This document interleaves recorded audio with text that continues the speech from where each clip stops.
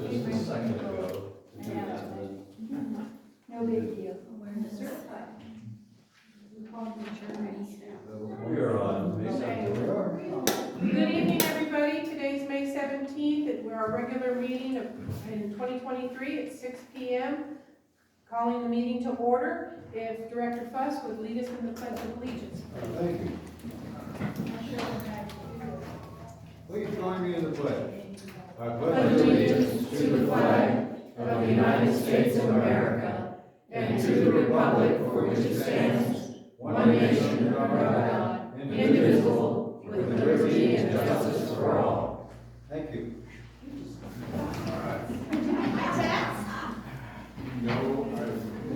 So roll call, we have present today Director Lincoln, Director McVeigh, Director Beaver, Director Fuss, myself, Chairman Fickus, staff members present, our General Manager Paul Kelly, Accountant Melissa Tinney, and Administrative Assistants Kayla Falks.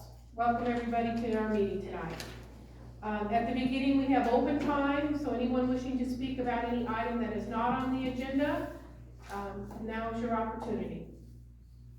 Got Sandy on the list. Oh, okay. Hi, Sandy. Hello.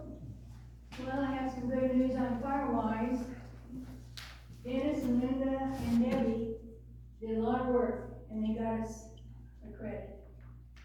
So we're gonna have this on the way. They did a lot of paperwork and a lot of phone calls and a lot of footwork and they got it done. And then our next meeting will be a week from tomorrow at the community hall, 25th. Thank you. Thank you. Can I interrupt a second? Sandy, Yeah. you and I discussed another issue you were gonna bring to us. Did you wanna do that at this time?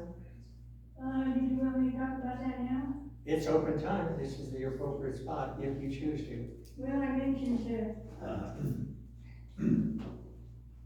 long time ago, I was sitting in Skip's office. You sure you want me to bring this out now? It's open time. You asked Okay. about it. Well, I was sitting in Skip's office. He was on his way out, but I had some questions about the RCAC rates that they were getting ready to impose on us, and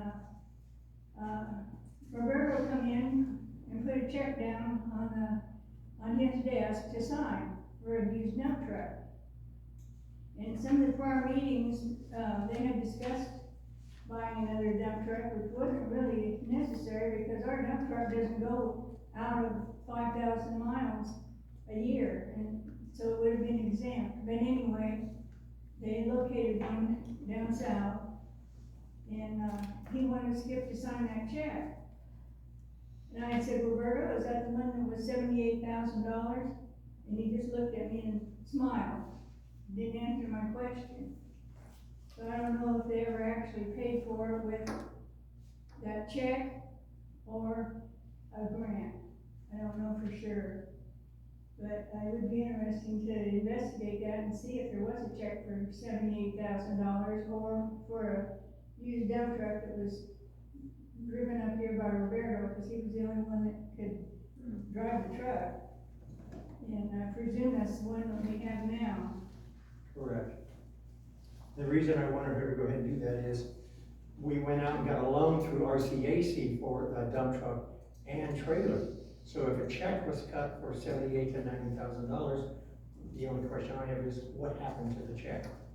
There were 3 dump trucks eventually, originally 3 dump trucks, and no mention of a new trailer, but I think they got a used trailer if I have the right information. They replaced our trailer, and then apparently whoever bought the older truck didn't have to do very much work on it. They got a real bargain. We found that out through the HBCC committee. Thank you, Sandy. Do you know about what time of year it was that you had this conversation, so I have an easier time of looking back through the records to try and find it? That would be neat if you could investigate it. It was during the RCAC protest period, and it probably would have been 21. It was actually in 2020. But you could look in the minutes to see, because the board discussed, I think at 3 different meetings, the possibility of buying another dump truck. Yeah, I researched it, Scott mentioned that you had said something about it again, and it was like, you're right, why did we get a loan, if that? So I actually went back and read 2017 forward to 2020 to see. So it's in 2020, but they were talked about it for almost a year. And they paid about 20,000 for the trailer and the 78 for the, and it was somewhere, it was in 2020, so prior to, I think, October, that it might have been summertime, I think, or it could have been spring, but it is 2020. I didn't write down the exact meeting, that it was, so. Okay, anyone else that wanted to speak on a topic not on the agenda? Okay, we are on our consent agenda. We have minutes from the board from March 15th, paid bills, payroll, and activity reports. So, any comments from anybody on the minutes? Yes, if I may. Yeah, I got a couple. Me too. So let us know who's first. Oh, right ahead, Director. Thank you. Minutes, March 15th, item 9, Finance Committee, line 2.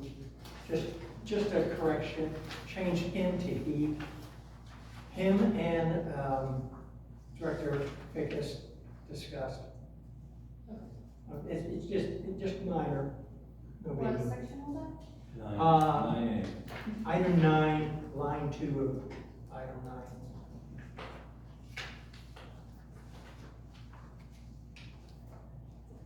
Anything else? Not on the minutes. Okay, minutes? Thank you.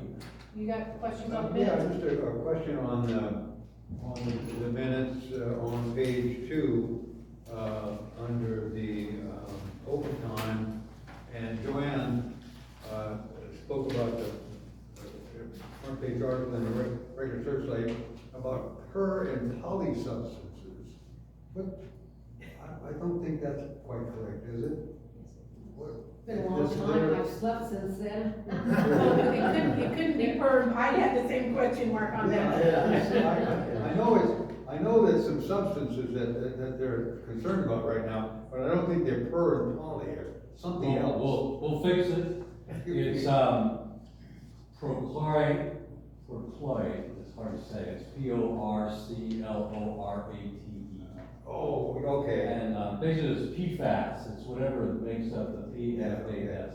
I wonder if we can put that in there. Yeah, we'll fix it, for that. It's a good question. Anything else for you? Yeah, I did, just a correction on, what was under ordinance 2023-05, down in the paragraph down there, the word should be it included a drought usage rate. I know that's, picky. Try to get that right. That's all I have. Okay, so, anyone else? Okay, my concerns were on, let's see, there's some typos that I'll tell you about later, I don't. It's just typos. Yeah, but 6B, no, that's the one I don't wanna talk about. So, well, it's just that, grammatically, things can be changed, and I'll just talk to Paula and Kayla about that part. So I numbered mine page 4, so it's actually under 6C, but it's clear on the bottom of another page, just a run-on, or a shortened sentence where it says, it's almost right above D, above the ordinance D. It says, suggested an announcement in the newsletter that asks for voluntary reduced consumption. And I think maybe you're referring to me, so it should, because Chair Fickus above the line, so it should just say she suggested. Okay, and then, on, 6E, and, it's actually page 6 of your minutes. It's just a sentence that doesn't make any sense in the middle of it. Paul explained his suspense account consisted of bills paid, it's kind of in the middle somewhere. I see it, yeah. Yeah. paid the buck system, they're the contracted bookkeeper before Melissa didn't know where to categorize them. It just needed to be clarified. It's just confusing of what it meant to say. And then, yeah, and then the other ones, I'll just send you a little email, telling you some of the other, things on that. That was it. Okay, so paid bills, do we have any issues with the paid bills? I would like to speak to those. Okay. on this one, sir. Yep, you can go right ahead, Director McFay. All right, I'm one of the check signers, and I will come in and I go through the invoices.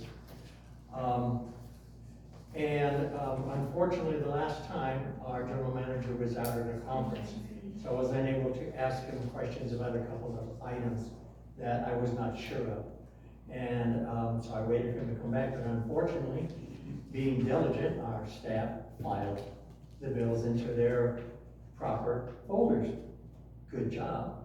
But I do not remember exactly what they were my concerns for explanation. So I would like to discuss and have direction given to our general manager or staff that maybe copies of the bills be out for the public or us to look at. We're looking at a list of company names and how much was paid to them.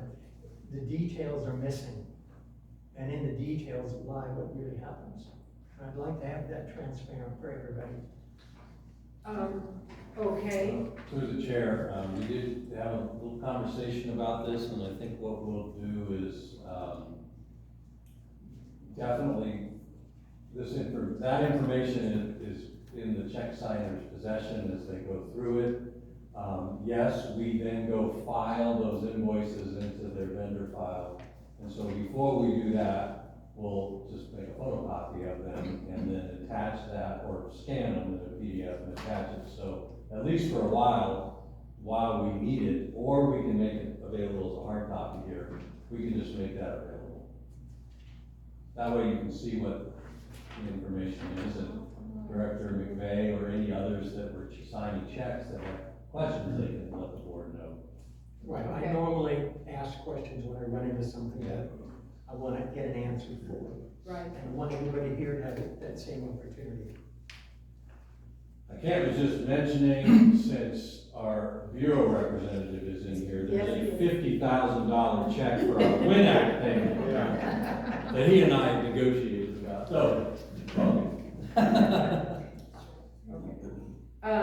Okay, so. And then you have a question of audience.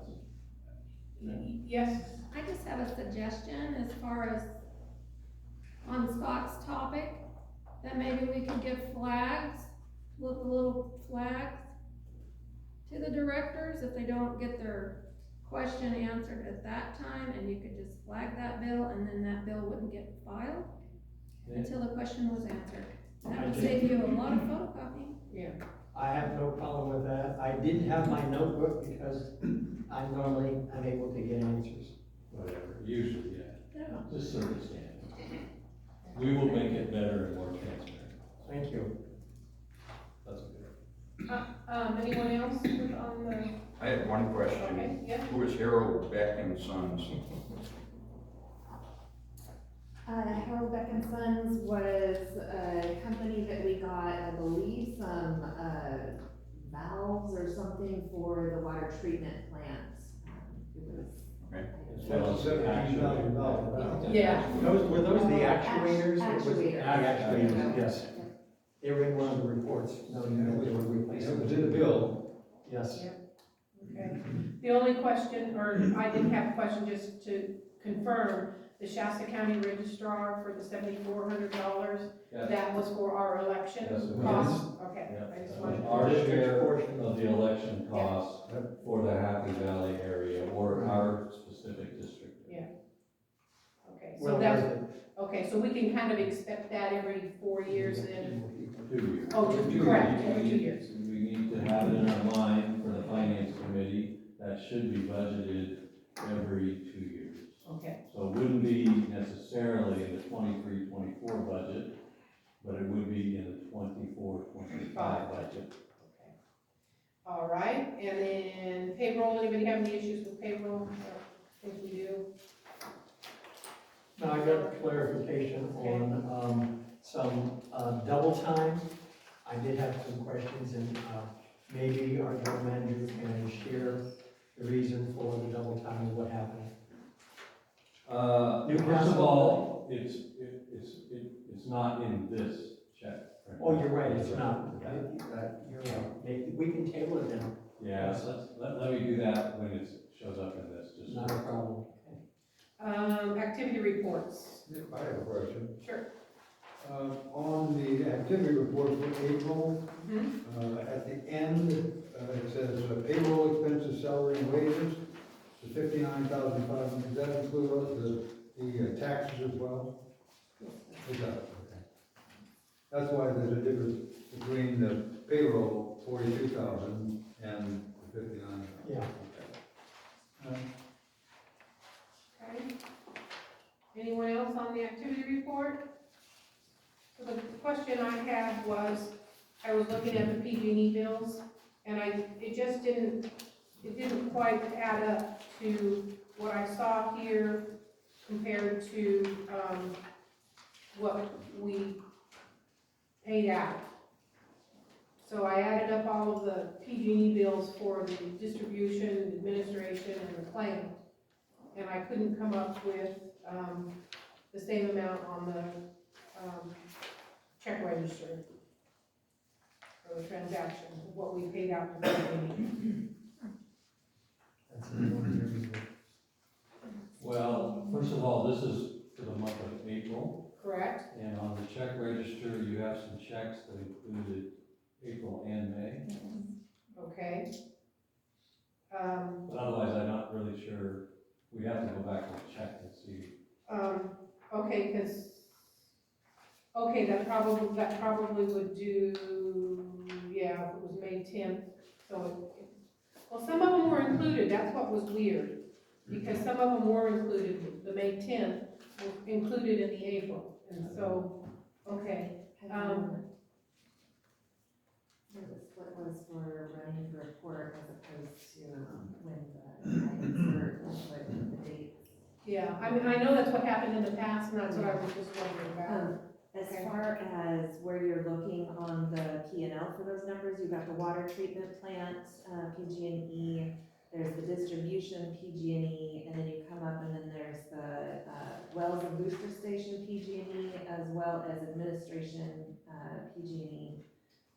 Did you get all of those and when you were calculating? Mhm. Okay. Yeah, If you want to come in, one of the days, like the rest of this week or next week, we can, go over it and look at it Okay. together if you'd like. okay, and just make sure, okay.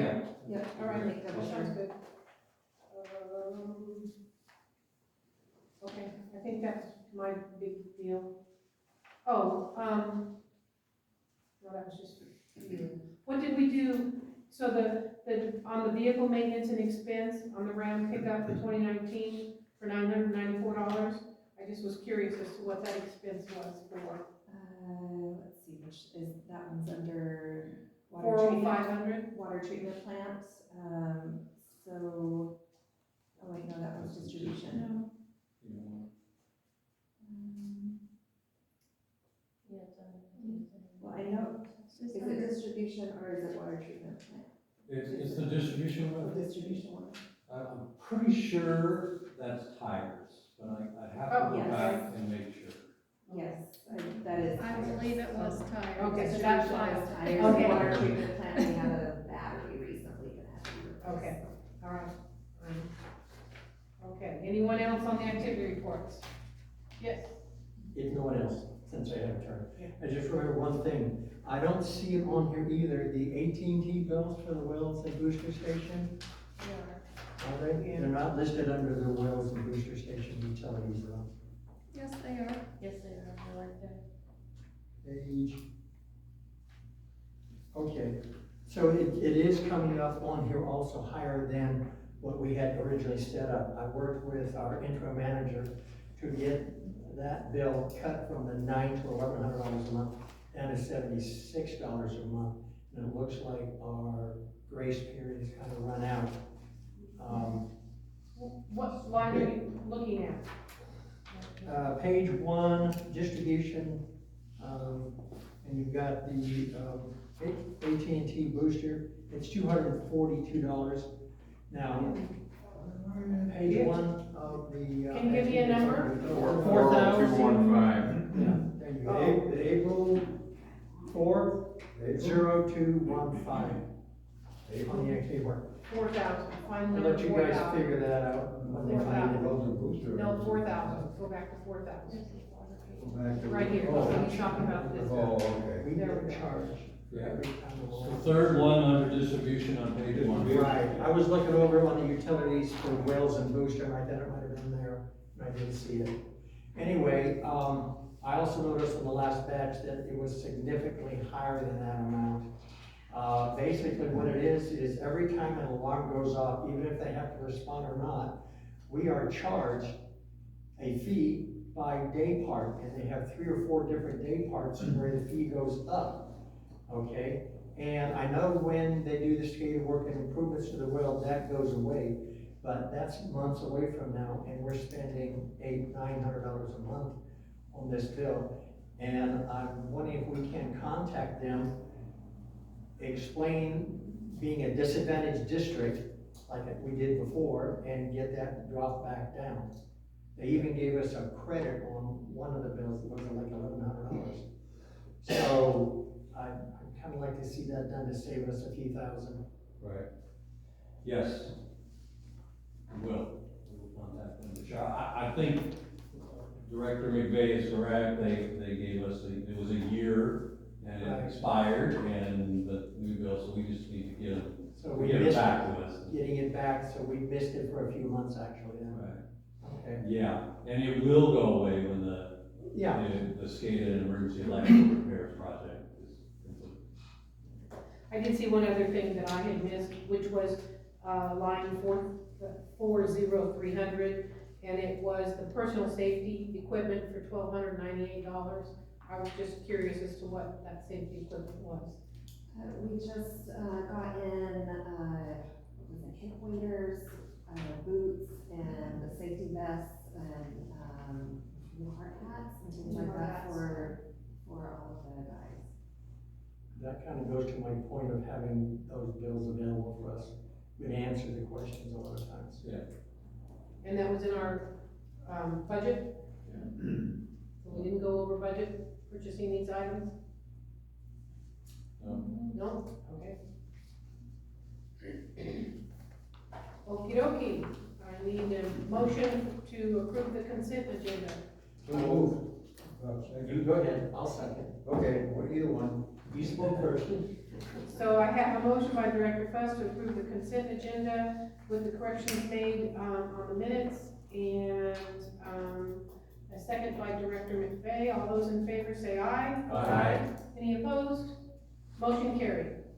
So we're under old business, new business, and, we had on there the USDR account reconciliation discussion, and that was about our letters. But this evening we have, Don Bader from the Bureau of Reclamation here this evening, and he's gonna talk a little bit, and then we're gonna ask him a few questions. John, you're invited, come on up to the counter, yeah, as you know, I've been, when I started here.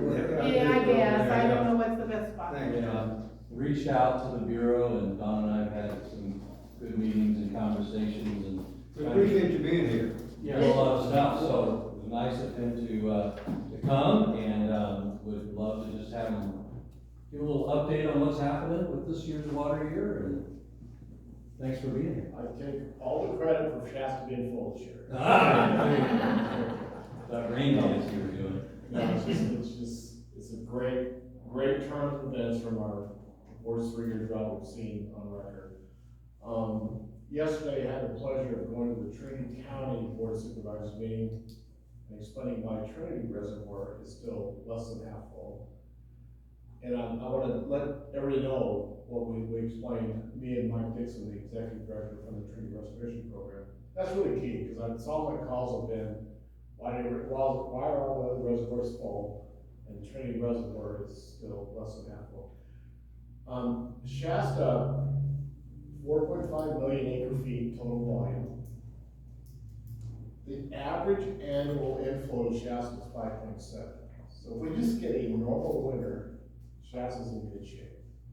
What happens is we get 3 consecutive years of way below normal inflows, and that's why Trinity, on the other hand, is the 3rd largest reservoir in the state, 2.5 million acre feet. So we got 4.5, 2.5, Oracle's right in the middle, 3.5, so the state reservoir in Oracle, we hear a lot about that.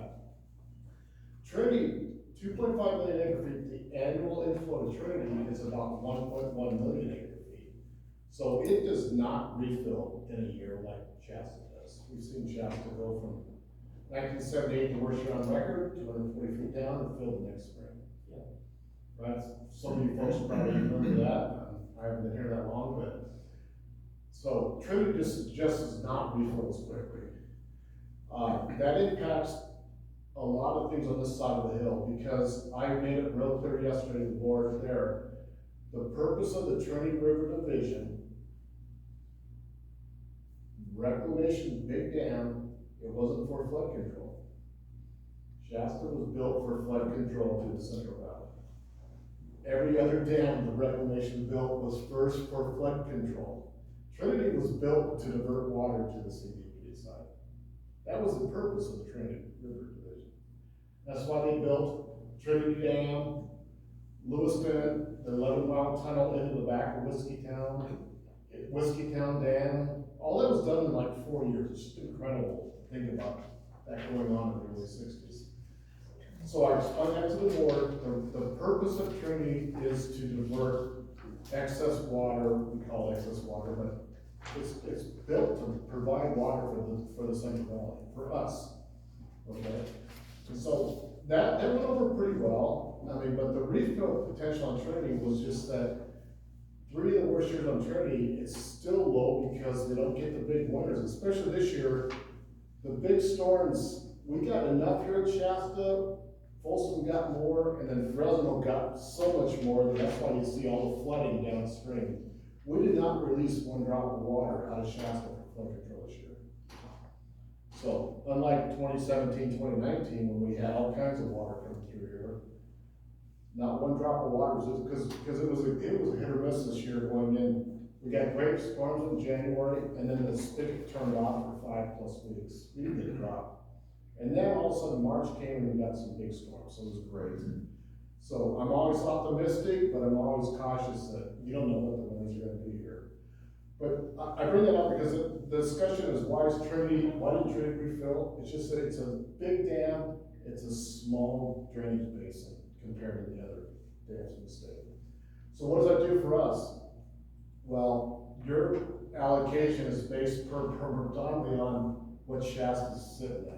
This year we got full. We gave you initial allocation for your I don't know what it was, Paul, at this time. 35, 75. 35, 75, now 100, right? Yeah, 100, yeah. So we get very conservative at the end of February, then we reevaluate, just like this is a perfect example here, that we reevaluate and bump it up. And I explained this yesterday too. The great news is we're trending in the right direction. Shasta is at 4.4 million acre feet now, and we have 13,000 coming out of Keswick, which is a lot of flow. But we got that much coming in, so we're just maintaining 3 feet down. 3 feet down is 100,000 acre feet, so I want to get grouped up. I'm not the guy that makes that decision, but they're managing it up until the end of May. The great news is Shasta's gonna end up at the end of September only about 40 feet down, which is incredible for the recreation, for all the marine owners, for us. Because we go into next winter, we get any storms at all, we're gonna be full at this time of year next year. You know what that means for you? Probably 100% allocation for next year. So isn't that great news? Yeah. Yeah. So I'm looking forward, we can't control Mother Nature, that's why we never say we're gonna have this allocation at Shasta guaranteed, because we can't guarantee anything on Trinity also. So the good news for you folks would be Shasta's gonna end up at the end of September, in October, in November, very high in storage. So please, and I tell Channel 7 this every time I talk to them, please quit bragging about another great January day, 70 degrees and sunshine and no rain. I get so sick of that. I've told Mike Vegas that several times, and it's gotten a little bit better. We need rain December, January, February, March. We need it. We don't need dry and clear days just because it's nice weather in the winter. So I think that's a really good thing that I want to bring this group is that things are looking very positive this year. You're 100%.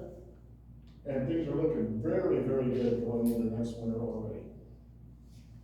And we're not gonna have to divert any water from Trinity because we wanna build Trinity back too, because they're getting hit really hard this year because they're gonna barely get half full this year, but they're trending in the right direction. So if they get a good winter out, we'll be able to build up Trinity and get it back. Trinity will fill, it just a matter of when. So that's kind of what I wanted to say from an operations standpoint. Okay. I would like the board to ask you a few questions, Sure. and then if you don't mind, if the, community members would also maybe like to ask a question if we don't answer your. Yeah, I spent 2 hours with the Trinity board, I hope it's not gonna be 2 hours. Nah, we won't do that to you. Okay, no, I'd be more than happy to try to answer any Okay. questions you have. All right, you wanna start? Yeah. Yeah, I know it's hard to predict, but, do you anticipate that Trinity will be rising? Yes, This yes, year, yes, and Trinity's do gonna you finish have any the- idea where you might wind up with it? Yeah, and then in September, they're gonna be about 50% full. Okay, Last year, they were about less than 30% full. Yeah. So again, the trend's upward, and now we'll wait for next winter, which I can't predict. yeah, I'll pass along something to you. My friends who have houseboats and patio boats, they would ask me to ask you if you would lower the lake down to 10 feet below the top, because they have trouble parking their houseboats and patio boats right now, because the trees get inside their patio boats. That sounds We like can a lower problem. them a little bit more. We're talking Shasta. You're talking Shasta. Shasta lake. Shasta. So let me try to answer that, no. That's my friends. Thank you. Okay? Okay. It is pretty hard when it's down 30 feet. I didn't look at it, and then I've had. Trend, Yeah, good. Just get out in the houseboat and go No, park I've had and several. the trees come right in at you.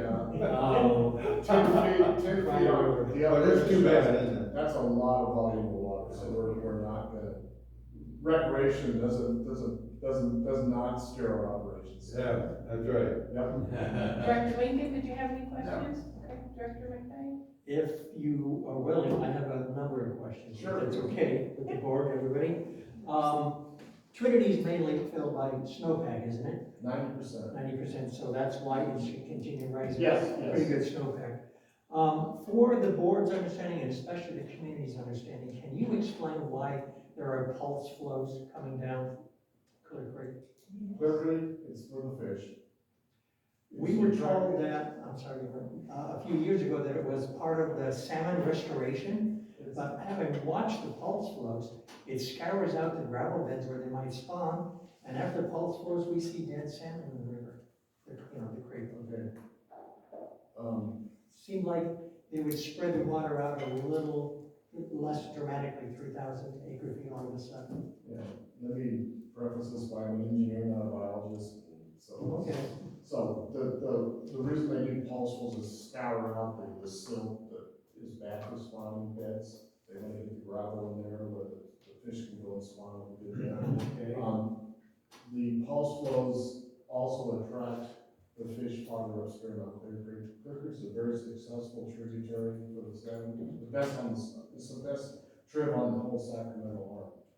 So the pulse flows are designed to scour out the silt and then attract, there's like a May pulse and a June pulse, you'll see that. And the June pulse last year, I think, was last year was very bad because we had such horrible conditions on the hydrology, was to produce much colder water early in the summer so the fish went up farther upstream. I understand. Yeah.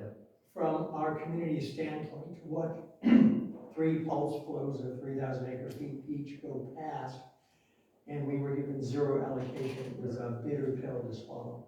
Pardon me? It was a bitter pill Yes, to yes, swallow. and I've always advocated that as we do pulse flows out of Whiskey Town, we should retract that out of Keswick, and I haven't had too much success with it, because then there's there's all kinds of ramping things, but I totally understand what you're saying, and I've never been a big fan of pulse flows on the third year of the drought. You know, and so I'll say that as a manager, I will, but but that's still a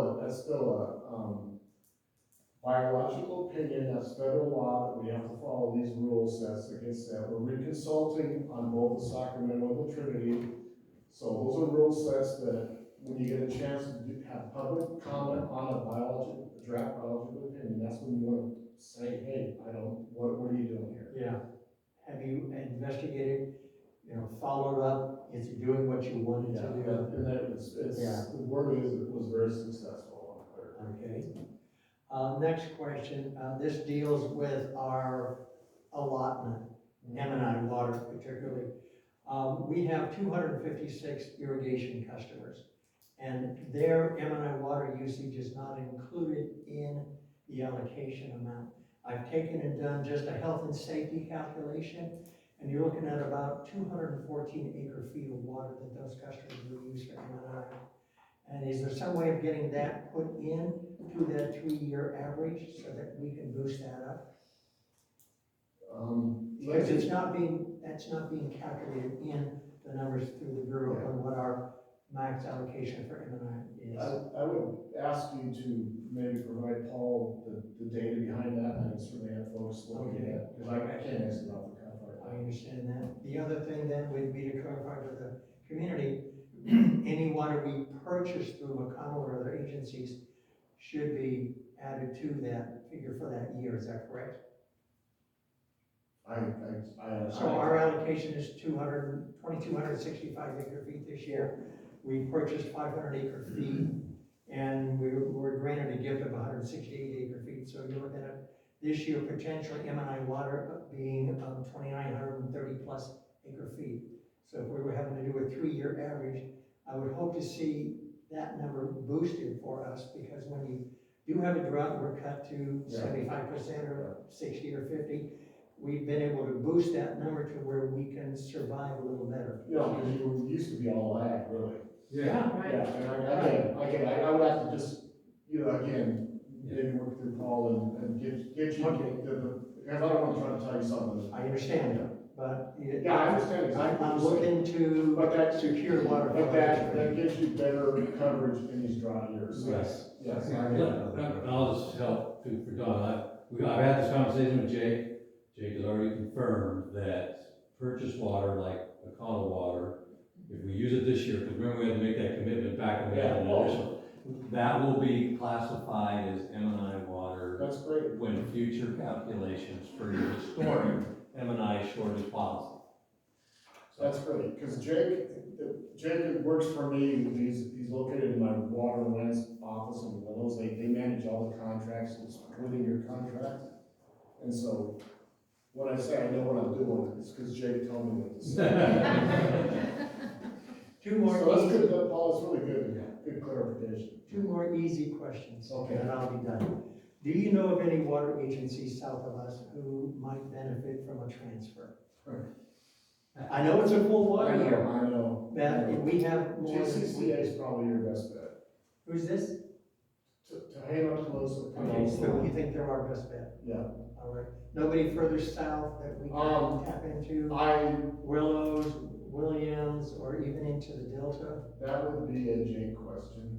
Okay. That would be who Paul would coordinate with. It's just, we have a weekly call. I just got off it today. What water transfers is the first thing that we report on. So, the opportunities there's so much that we call 215 water.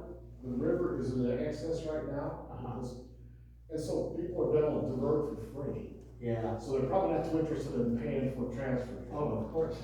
And I can just help too, because we have had this conversation. I have talked to Jake about it, and I do think, TCCA may be our best. I did have a conversation, well, you were there when I talked to him briefly too, at the Aqua Conference. But that is one of the challenges, Orland Ortois was very interested when we were at 35.75 because they were gonna need, but when they were able to take 215 water to recharge their groundwater basin, they're Yeah, like, I we'll talk understand. next year. Yeah. But we do need to look into farther Farther south. south, anybody who might need some. Yes, yes. Excellent. And the last one, simple question, is Rainbow Lake under your jurisdiction? I don't know, Rainbow Diversion Dam? I guess that's what Yeah, it it is. is. It is, okay, Yes. thank you. It's a pretty, you ever see spells? Pretty short. I've been there a couple times. Yeah. You're talking about down on the Orland project, right? No, No, I go like, I go I only. go Oh, I'm sorry, I'm sorry. It's private. Okay, Is it no, I private? was talking, I'm not, I'm totally wrong The there. guy going on the water district paid $58,000 for their water rights to Rainbow Lake. John Truesdale paid $1. The Okay. Potts family paid their whole fortune. So, is it? I wasn't sure if you had any control over releases or anything. I would probably say no, for Okay. sure. That's good to Yeah, know. I'm sorry. So I know I have a few questions, but Director Fuss, you had another question? Just another one to piggyback off of something Director McVeigh said, with regard to the pulse flows. I know the pulse flows were directly, connected to the biological opinion that was issued some years ago. Did you mention that they were updating that biological opinion? And when you said a few years ago, 2019, that's how recently our current biological opinion was done. Oh, We got litigated on it, so we decided to reinitiate again. Usually it'll go 10+ years. So yes, we are gonna reconsider the entire policy. We're doing that right now. okay, and who's doing that? The Bureau of Reclamation? Yes, Bureau of Reclamation, our Sacramento office. Is there a possibility of, people like us and general public, commenting on the biological opinion once it's developed? Yes, this summer, definitely. Just put Okay, it on. would you let us know that if you don't mind? Certainly We can. would like to know that, because I think we need to comment on this. Yes. And you see, they call them RPAs, reasonable, prudent alternatives. And one of them was, just to give you a flavor for it, when I got here in 06, late 06, 07, with Shasta. One of them was, we were supposed to purposely spill Whiskey Town, raise it up 3 feet over the glory hole, 7 out of 10 years. And that got into the 08, 09 buyout. And it was like, that's crazy. To purposely get your dam overflowing for bio, we just never did it. We said, that's a safety dams issue, we don't want to, and so that's a perfect example of why you want to look at this graph and comment on it and say, what are you seeing? Why are you proposing this? All right, thank you very much, I appreciate that, we need to know that. Real quick, I would mention, obviously, the force flow issue is definitely a thing, one thing I would like to just, at this moment, thank the Bureau on their operations. At one time, when they were gonna do these required pulse flows, they were gonna do them on midnight, Friday night, right? So it impacts our treatment plant, Yes. and it impacts my staff having to be there at overtime hours and on call to deal with those things. So they've done it, they've done these different times, so. And I have to have an operator out there midnight to make the manual gate change. So I it said, was an easy call to change. I said, no way, we're gonna do 6 o'clock is the last change at night. And Right. No, But thanks. no. So that's a great example of when this thing comes out, I'll certainly let you know when the public comment period is out. Okay. So you wanna keep your eyes on things that really impact you locally here, that's one of them. So the part that I don't understand is if our water is actually coming from Trinity Lake and into Whiskey Town, what does it matter if Shasta is full? Because you said something about we're not diverting any Trinity water. Your allocation is based off Shasta storage. So, okay, but where does our water come from? Well, it's a collective, we look at Shasta, we look at what's, you're getting water, it's minuscule to the big picture as well. Yes, it is. Yes, it really is, and so collectively, what you wanna focus on is Shasta storage, that's what sets the agriculture, you know. The first thing they're gonna do is public safety and health, you guys all saw that last year, where you only got public safety and health. No, we got 0. I know, but you got just a minimum, and then you got 0 M&I, 0 ag, that's all based on Shasta storage. Okay, even though the plumbing is, you're getting water out of Whiskey Town, the real key is how much water we have in Shasta. Why? I just don't understand that. If our water's coming from Trinity and we're not affected, how are we affected by Shasta? That's the part I just don't grasp. Because what you draw off Whiskey Town Lake is just, is inconsequential to the whole system on coming from Trinity. Well, the other thing too, if you don't mind, I mean, we are a Central Valley project. Yes. Contractor. And yes, our water comes from the Trinity Division, but ultimately, all the allocations are determined more as it relates to how much water is available, and I'll just pick a spot in Orland, right? I mean, what's going past there? And so, if there's no water in Shasta, so they can't take water from there to get it to Orland, then they gotta take it out of here, which means our water goes past us to get to there.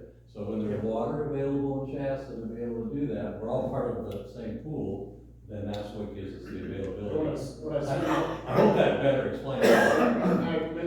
maybe I didn't portray that right, when I say there's no diversions from Trinity next year, that means we've got plenty of water for our contractors, including you here. Right. So we don't have, if we don't have to divert to supplement the supply, which we won't have to if we're flowing in at Shasta, just like this year. We're doing no diversions this year out of Trinity. And you're still gonna get 100% allocation, that's why. Because we have enough supply out of Shasta to meet the needs. To the other needs, okay. Yeah. And then I lost it. Okay, gone, that's lost it. I listened in on the TMC meeting last month, and they talked about that there was actually, that in the charter, there's an advisory committee made up of 10 different areas. And it's not formed yet, but because I was thinking our water's coming from Trinity, and I wanted to know how to go about getting a seat at that table. Our needs are different than, of course, all of the Trinity River folks and lake Sure. people, but there was a list of 10 different organizations or groups that could belong to that advisory committee. So I didn't know how we get in a seat at that table. Okay, that committee the TMC is a Trinity Management Council, which is 8 partners, 2 tribes, the state, the federal government, Fish and Wildlife Service.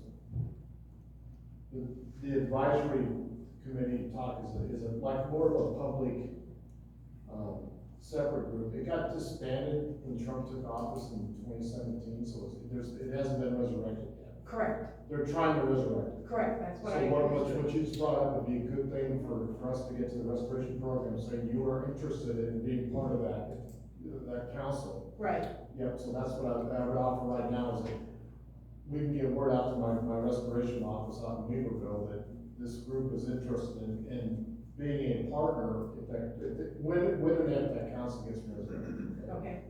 You're talking about the advisory committee. Advisory Yeah, committee. advisory committee, just the advisory committee. Yeah, so it's not in place now, until DC tells us to Yeah. re-implement it, then that would be the key thing, is that the restoration program out there knows that Clear Creek would like to be part of it. And I just remembered my other question, so it had to do with our cost. So when, 2 years ago, when we were cut to $4.35 and then down, it got cut to nothing, and we had no extra water, and then tried to buy some through City of Reading, relying on that high cost and the cost of our wells, which was somewhere between $450 and $500 an acre foot to that water, because we're all so inconsequential, why do we have to be cut back to so little and to zero, because I imagine you do it on a percentage, when you cut everybody. It just seems that it cost us an extra, in this community, over $800,000 to purchase that water or to use our wells. And that's a heavy, heavy burden on our community. And it just seems that there's maybe a different way of calculating perhaps our needs.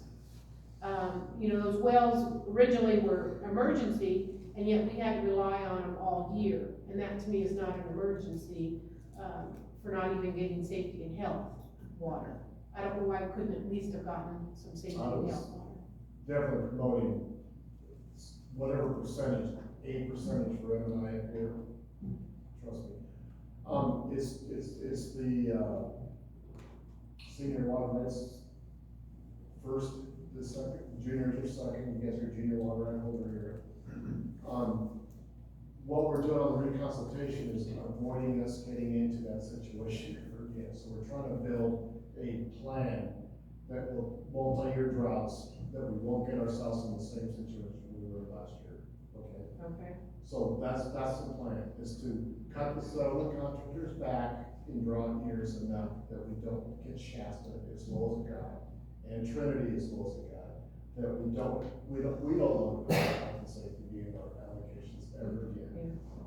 And then that was the other thing, when we were getting the 75 and 35, in the past, we were given, 75% of our 3-year average. Yep. And we were also given a 3-year average of our ag. And then this year, when we were being told that no, our 35% of ag was going to be whatever was left over from the M&I. So of the 15,300 acre feet, which would have given us like 4,000 to 5,000 acre feet, and because we've been reducing because of the drought, we don't use more than 3,000. So we were going, all right, this is okay. Why in the past have we been a 3-year average of ag? It's always a 3-year average of the historic use. So even though your contract total is a 15,000 era, Right. you don't use anywhere near that. Right. So it's always based on your historic uses. That's the M&I shortage policy. Okay. And so if you look at that talks about your historic use. When we give you a percentage, 75%, 25%, it's not of your contract of total, it's your historic use. Yeah, But- let me just Okay. die on a little bit on this one. That is true. Right. Until this year, at Right. the end of February, your allocation was 75% of your historic M&I, and then 35 of your contract ag. So this year was a little different because we had more water, basically. Mhm. But normally, if we hadn't had all those storms, it would have been historic M&I and historic ag, the Okay. 3-year Yeah, ag. yeah, so, I'm sorry, I Yeah. didn't explain it as well as Paul is. No, but that's fine. It's just, you're right. Normally it's what that is, but this year, we I have like more this water. year, that's. We have more water, so. Yeah, Yeah, okay. And a follow-up on the historic average, because we have been, in a sense, underreporting for so many years, is there some way of backtracking and boosting the actual numbers for M&I? You know what I'm talking about, so that we can boost that average up to be more accurate. Yeah. I think, aren't you training that way, Paul, because this group was historically famous for, everybody was on ag because the ag rate was really low and the M&I rate was really high. And now it's just totally shifted. Now, actually, this year it's the same. Yeah, it's basically the same, so I think that's exactly what I think you guys are trending towards, is that you wanna boost that M&I historic average up. Because that's gonna be in a drought year, that's gonna be the one allocation you get versus ag. If we're cut to 50% M&I, there is no ag or irrigation, right? Probably right. Okay, so we need to boost that M&I properly, appropriately, to, as close to that 3,000 acre foot as we can. So that we at least get 15, then we can supplement and survive. And Paul, maybe you can, let me know if I'm overstepping here. We give you guys a bucket of water, that's your volume for the year. You guys decide what you're gonna cover that water, right? Right. So that's up to you, to shape what you wanna color that water, you wanna charge it as M&I or ag. And so, you're better off getting more into the M&I color, because in drought years, you see what happens, the first thing gets cut is ag. And I live in the Bella Vista district, so they, they have a lot of groundwater opportunities, and that's what they do. But, I've had the same thing happen to me, it's just like, barely any M&I at all. But this group here, I think you wanna trend in that direction, and it's your decision, it's not mine to tell you. But I think you're better off with some M&I historic use to safeguard these drought years. It's up to you, I'm not gonna tell you what to do. All right, so, I'll take this opportunity to let, the community, ask questions of Mr. Bader. If you so desire to speak, if you raise your hand, and then I'll call on you, and if you would please stand and give Dawn your name, and then you could stand. So is there anyone that has a question for Mr. Bader? Okay, Dennis? Dennis, Hossein. Just for clarification, did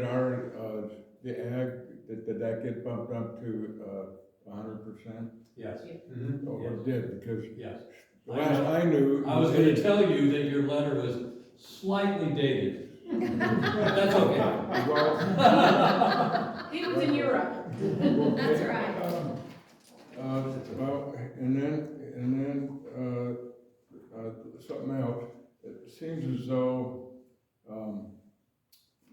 that the policy, that Trinity River, I can't remember the name of, council there, their policy, and I think it was in agreement with, the Indians. Tree Management Council, right? Yeah. That above normal rainfall, the annual rainfall, then the amount of water that goes down the river goes up. And so the problem was that the lake was way down, and we needed to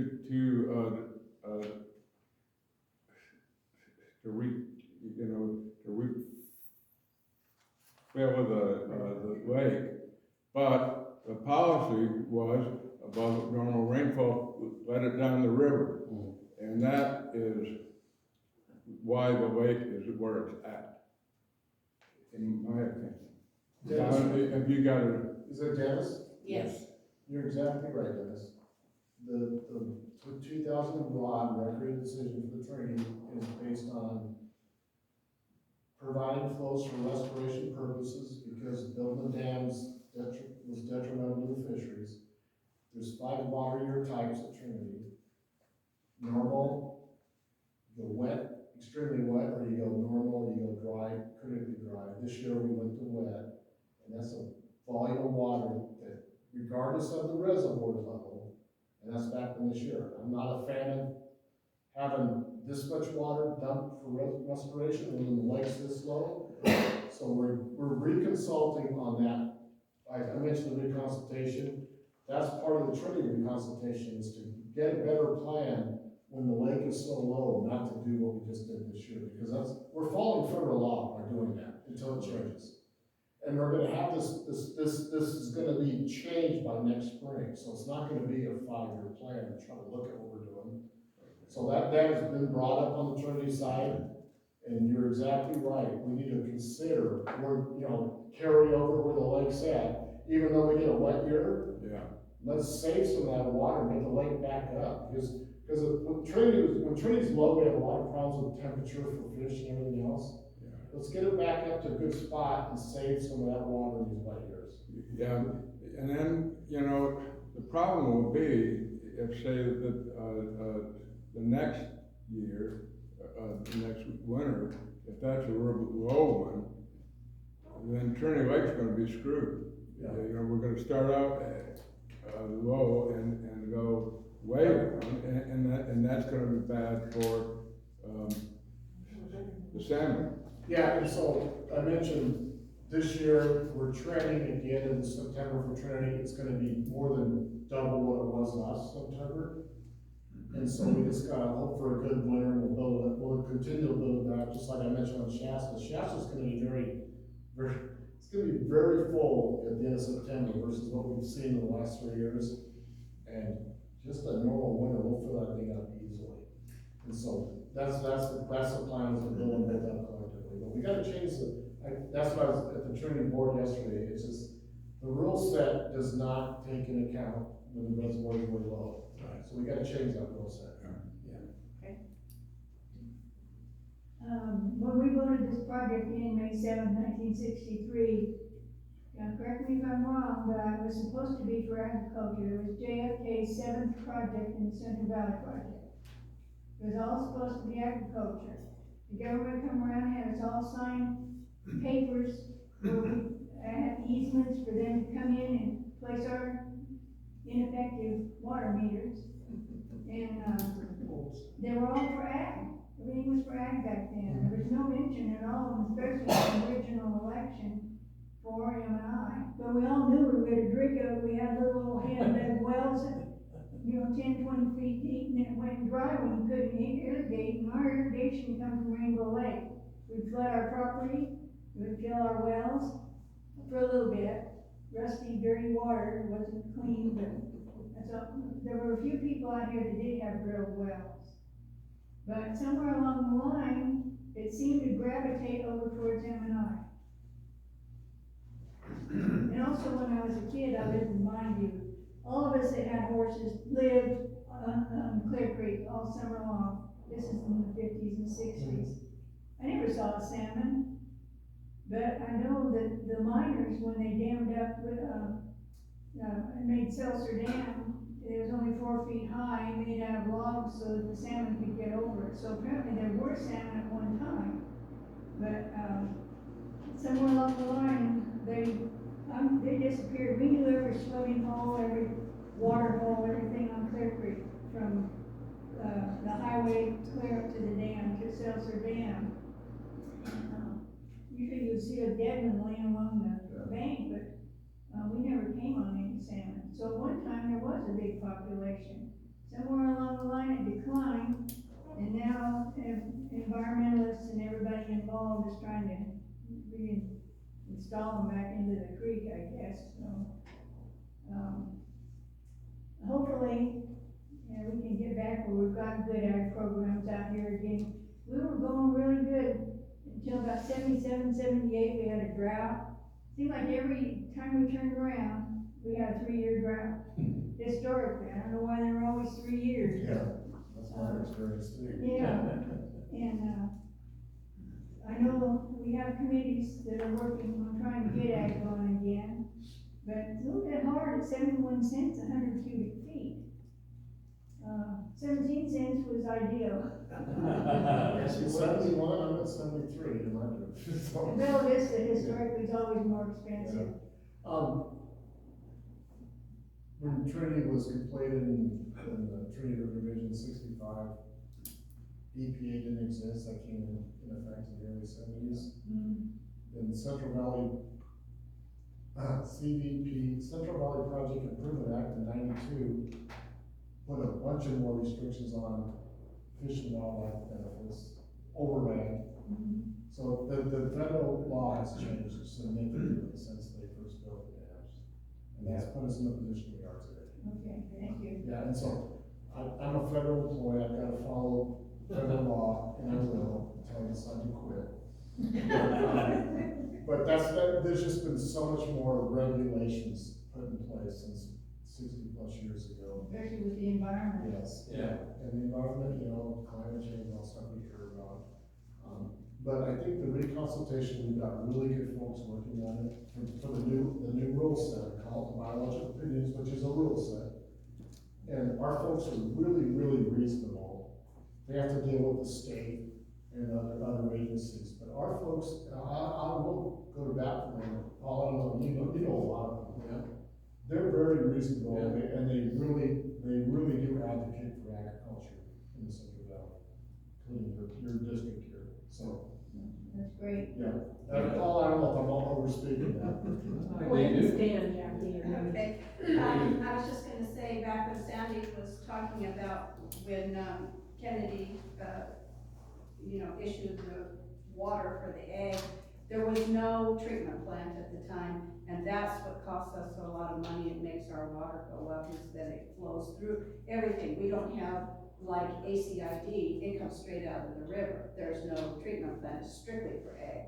So we don't have a separation between treated and straight raw water. Well, we had such as it was, a little bit of a treatment plant at the base of the dam. 1968, they voted in the Safe Drinking Water Act, and we were not in compliance. And I know our district fought it for quite a while, because we didn't have the money to do all the improvements that were required and whatnot. But eventually, we got enough grants and loans to improve our filtration plant. But it is one of our biggest expenses. It really is. Well, I was gonna add to not only the federal employee complying with all the federal laws that he has to comply, and regulations and fisheries and all the rest, the Clean Water Act, the Safe Drinking Water Act, those are other things that we have to comply with, and that's part of the cost. It's definitely. Yeah. Any Thanks, other Tom. questions for Mr. Bader? Yes, I've Dennis? got, will be kind of a separate topic, the WIN Act. The ag, cost, what we're paying back, does the restoration cost of the total amount of WIN Act, does that, take into account the amount of revenue that's generated from, the power plants? The WIN Act, what you're paying back right now is your original construction cost. That's the. Original construction. Yeah, and the restoration cost going forward does not go away, but you do get the benefit of not a term contract, you get the benefit of a lifetime contract, which is why it's been so attractive for districts to take this on. So I think your district's got a really good plan that continuous payments, that's the original construction cost, that gets you, out of the term contract that gets I think it was gonna be renegotiated here, I don't know what the term was, it 30? 2030? 2030 was. Yeah, and you don't know what's gonna happen in 2030, so this is where you've got a permanent contract here, so.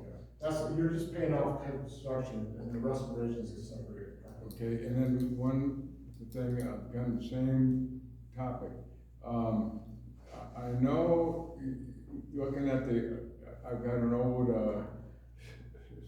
the handbook, and, do we get charged the interest on the ag water from, from the time it's built, I guess? Because, the handbook I've got shows that the interest on the amount was exempt on, the ag. And I didn't know if that got changed in some years now. Don, let me talk to him about that one. I think one of the things on our rate sheet, right, you've got your ag and your M&I rates. Then there's a whole section in the middle that's been determined, and that was the payback of the construction cost. And then you got your restoration funds and your Trinity Public Utility District ones at the bottom, right? So I'm not recalling the exact numbers. Your interest issue was in the middle. That is under suspense while we're paying back the WIN Act. Because the WIN Act was paying all of that stuff off, because that's all the construction costs. So once we get that paid off, we're done, no more of that stuff. It's just costs at the top, Right. your restoration. Yeah, I just didn't know if that total amount, the 800,000, if that included interest from the day that Sasha Dam was built. Don't worry about that What I think it's it's used just to cost, be. right? What's that? Just the cost, right? Just the cost? Yeah, it's just a cost, because I think Yeah. the ag, I think the interest, that's exempt, it was not charged. Now, the 818,000 at the time that we started the WIN Act, that is the raw cost, not interest accumulated. And what Don is explaining is that the WIN Act, it's very confusing, a lot of people don't understand it, but basically that 818,000, we were gonna keep paying for the term of our contract, then we renegotiate, and it'll be renegotiate what we pay. And what we did is we borrowed money at a very cheap rate from the federal government, from the WIN Act, to pay off that $818,000, one lump sum, and then once we repaid the money that we borrowed, that piece of paper is now solid gold. No more renegotiation. This district owns it. And you don't have to renegotiate in 2030, not knowing who you're gonna get. And no, I mean, we may have a great relationship, these guys all retire at 2029, and we get hosed, Yeah. so. Paul, was that 818,000 part of the original indebtedness of $1,029,000 that we Yeah. paid $44,000 worth of interest on? Yeah, So we actually borrowed money to pay off that original indebtedness? Yeah. I was under the impression that the district finally got it paid off. We had a member of the community that worked for one of the local banks in the loan department. She spent a whole weekend amortizing our original loan of $1,029,000. She come up with the fact that we overpaid the original indebtedness. well, that's why it was the 818 or whatever. So then when we, bought the distribution system, the conduit and, all the valves that we had back then, and,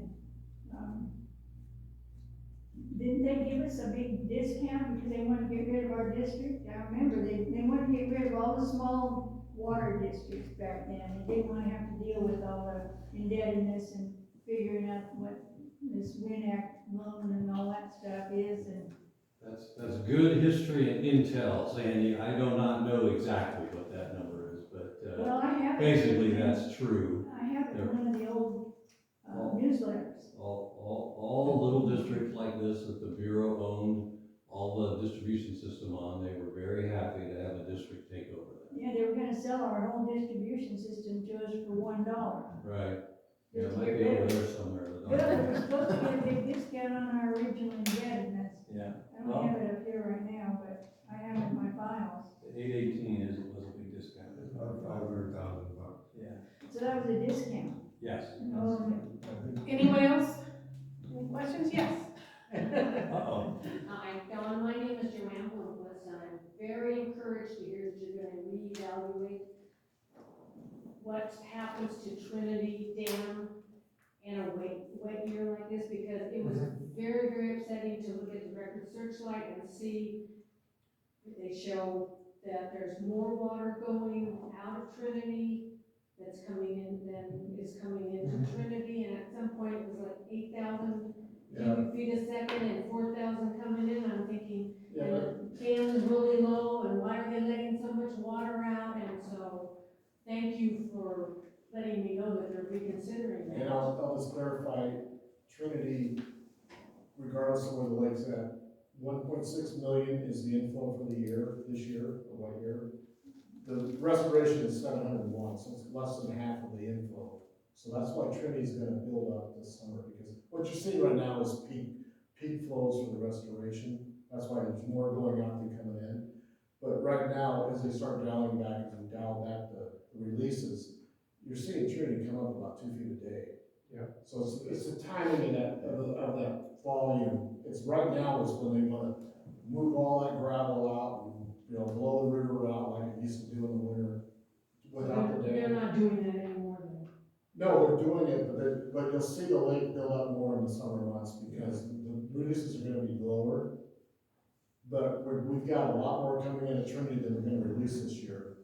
And so that's why at the end of September, Trinity's gonna be more than double what it was last year because of that. But I still think the 700,000 is too much when trade is as low as it is, so that's what we're trying to change that rule, okay? Right, it would be nice to see Yeah. Trinity Yeah, let's get full. Trinity up and then see what the winners provide us. Yeah, exactly right.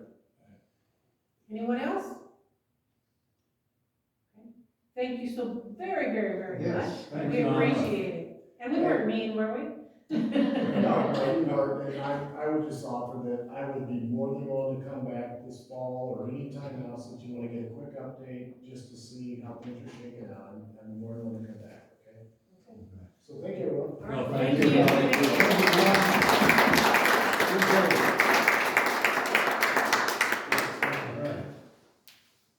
You guys are very nice, actually. If you come back, we'll bring cupcakes or something. Well, Madam Chair, just on this particular item, I would also mention no progress on the reconciliation side of things. You know, we had conversation, definitely that's in their finance department in Sacramento. So Don, when he called me last night to say you'd be here, he said, don't have to about the reconciliation, the finance and stuff.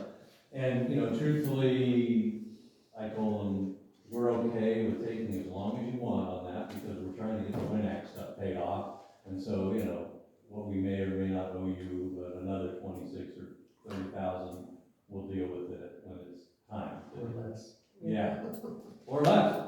And also, I think, you know, as I've reported to you in the past, you know, there's a mutual understanding and respect with members of the Bureau right now, and that's why he was willing to come, and I think it showed.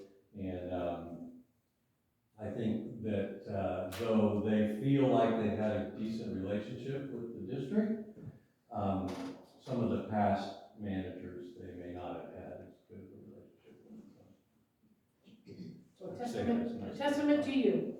I don't know about that. Okay. Next item is, the board may recall that, we had received a draft, LAFCO municipal service review and sphere of influence update. You had gone through it, you provided some information to me and some, requests for me to look at some items. I did a significant, changes to some items and some I did not, and some I edited, some I updated. I provided the board with a red line review. What's in your packet is a clean copy, and my suggestion is that you let me know if there's any little other tweaks or updates that I need to do, and then I'd like to get this. I told the LAFCO folks I'd get it to them by the end of this month, because they thought they probably wouldn't see it until their like August meeting or July or August meeting. But I do want to just bring up a couple of highlighted items. One, we fixed like the number of customers on page 6. We added in some of the other service providers in here related to the fire district and the school district that they didn't have previously. That also triggers me to comment that it was very clear as I was diving into some of the charts and other things, that this was a template for a different water district, and that all the LAFCO staff did was put in a few things for us and left a lot of things that were from the other water district. So I went onto the LAFCO website, went to last year's MSR reviews, and found out this was Centerville's template. So like when they had in here in the original draft that we had a joint use agreement with the fire district, clearly that's Centerville, right? They have the fire district there. And the chart I had to change all because the chart was their old numbers from there. But again, at the bottom of page 6, there's another mention of the fire district and the school district. There's zoning. They didn't include agriculture in the zoning throughout here. Clearly that was a rollover from the previous district. If you go to like page 10, we just fixed the customers, the number of actuators, as well as clarifying that we are a contract water from the Bureau. On page 11, there was, a couple items that we updated at the top related to the actual, charges. At the bottom of page 11, there was a water use rates chart that had, different meter sizes and different rates. A lot of districts do that. That was directly out of, Centerville's. We removed that because the rates are described up above. We also clarified the board's desire on page 12 to be clear that it was a 0, 0, 0, 0 water allocation last year, and not to beat around the bush on that. That we're subject to their water shortage policy. I also made sure that we have 5 stages of our drought contingency plan. There's also a couple of other items related to that. A little change on the top paragraph of page 13, but I wanted to get to page 14. They had a big chart on our budgets, and it was clear when I went back and looked, the one they left in here was Centerville's, so we got rid of that chart and replaced it with ours. So this is a very kind of consolidated budget that for the last 3 years that our district has had. The other thing too, we updated our governance, who the vice chair is, and our new director. We also have a list of things that we maintain as our reserve accounts. And then at the bottom, if you recall, there was general manager responsible for different things, and it was very convoluted, so we hopefully cleared that up. Bottom of page 17, we got rid of the CSA 1 Shasta County thing and made it the fire district again. This was an old Centerville, that was where they had the partial use agreement. We also fixed the poorly reported rates on page 18 to be updated. And then the only other thing I would add in was on page 20, there's an update of the sphere of influence, as you recall on the maps. Page 20, We don't have a 20. 19? 19, yes, would be 19. The number 5, which is the sphere of influence. For an update of the sphere of influence of the city or special district, blah, blah, blah. You might recall that on 273, there's a little area of our sphere of influence that goes to 273, and there's actually a little area of the Anderson sphere of influence that comes in there. That's described probably best on the map. On page 8, you can see right about halfway through the page there, on the right-hand side, the little white line is Anderson, the yellow line is us. They have a recommendation, the city of Anderson overlaps Clear Creek, CSD SOI. It is proposed this overlap be removed from the CSD's SOI. I added in, or remove the overlap from the city of Anderson SOI, just because I think it should be not staff's option, it should be the LAFCO commissioner should make, and they'll make that decision, but we should have it in our report. That's an option. Yeah. No, that's one on my list. Thank you. Okay, I just, so you said it so fast that I'm sure that we all have questions that we want, and we may be duplicating what you just went over. So, who wants to go first?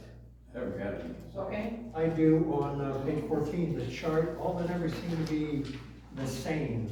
14? Yeah, page 14, the chart that Paul was just talking about. So this was the wrong Water chart? sales, This is the right etc. chart. Everything seems to be the same numbers year after year, including net income or loss, 0, 0, 0. You know, those seem to be a little off. well, I can tell you that I looked and found the approved budget for FY 20, 21, and 22, and that is what they were. I was amazed. That was in the budget, but was that the actual? Not actual. Then, That was yeah, just the okay. budget, and this is all that was asked for was the budget. It says budgets right there. And so, I knew that you in particular, somebody was gonna ask about that, because when I put it all in, I said, that can't be right. That can't be right. But, Correct. doggone it, that's what the board adopted as pledges for all those years. And it didn't ask for actuals. Because it was easy, There the you go. same numbers. Okay. Good catch, that was really crap. That Anything was else for it. you? Director Beaver? No. I have some things. Okay, me too, so we'll go with you. Okay, starting on page 5, under the Clear Creek CSD, it goes down and says population 6,900. I thought we were always using 9,500 out here as a population. Can you double check that to be sure? I can see that as being population of Centerville, but not Happy Valley. And with regard to Centerville, I'm really surprised to see that Centerville wound up as part of our MSR, because we have had an MSR before, and all they had to do was take the old MSR and update it. And they didn't do that, I don't know why, although we lost LAFCO lost the office manager, and I think that had something to do with it. But anyway, I was, to your point, I was reading some other documentation that listed our population of just over 8,000 currently. yeah, So the 69 seems rather low. 69 seems low, but I don't believe that's correct. But it could be more like 8,000. I thought we used about 9,500 before. So it might be good for maybe Paul could take a look at that and just change that number. On the next page, on 6, this really disturbs me, and because I don't know how this happened, but having to do with other services provided in the district. And the very first paragraph alludes to fire protection. And the paragraph still seems to say that we are really serviced by CSA 1, which is Shasta County Fire. We are not.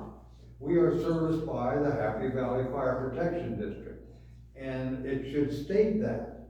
And I have a paragraph here that I wrote that states that, and I'll read it to you. And I would suggest that you put this in place of that, because that is wrong. This is what I wrote. Fire protection services and emergency medical services are provided by the Happy Valley Fire Protection District. Boom. The Happy Valley Fire Protection District operates 2 fire stations within the boundaries of CCCSD, one on Palm Avenue and one on Cloverdale Road. The outer areas and SOI areas, areas of this district are serviced by Shasta County Fire CSA 1. Happy Valley Fire Protection District has mutual and automatic aid agreements with CAL FIRE, Shasta County Fire CSA 1, and the Anderson Fire Protection District. Hello. That's it. That mutual aid, no, I checked with them today, that's exactly right. That's what happens with fire protection out here. CSA 1 is an ancillary system that to us, we have a fire protection district, and it's the Happy Valley Fire Protection District. I submit this to replace that first paragraph. So, That's a county. okay, I think it's funded. let me just read it one more time. Go ahead. I didn't make copies, so I just put them down before I came over here. I noticed, looking at this first paragraph, it also talks about service area covered, and that's obviously well, and population. We're not 3,250 square miles, and we don't have a population of 70,000. Yeah. So No, maybe something in there should be added that speaks to our area as far as, number of, Well, on page 1, it does that. right. yeah, well, that was just talking about Shasta County It says Fire. Shasta County Fire. Yeah, so, Yeah, Shasta County Fire, it has a very large area. Shasta Right. County Fire got 17 fire districts in Shasta County Fire CSA 1. And they take care of fire services in areas where there's no designated fire department. Right. We have one. everyone okay with what, Erwin Yeah. proposed, okay? Yeah. we can give that Yeah, to, we'll swap that. okay, Okay. all right. And then down at the bottom, it says existing and planned land use, uses, land use.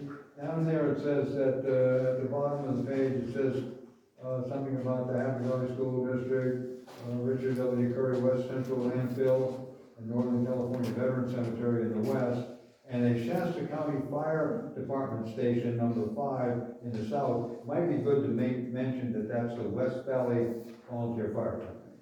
Okay. That's what it is. Yeah, that is what That's it what is. it is. And by the way, we seem to be taking that into our sphere of influence, if you look at the map. Right. Okay, can we add that? We got that, Paul? Just that it's called the West Valley Volunteer Fire Company. Okay. Yeah. Let's let Director Fuss finish, okay? I didn't know he wasn't done. Okay. What do you want to do? Well, I just wanted to add, there was gonna be another fire department out here, if North Fork ever developed, they were gonna put one in. What? North Fork, they were gonna build a fire department, North Fork development, which never happened. It never happened. but there's a possibility.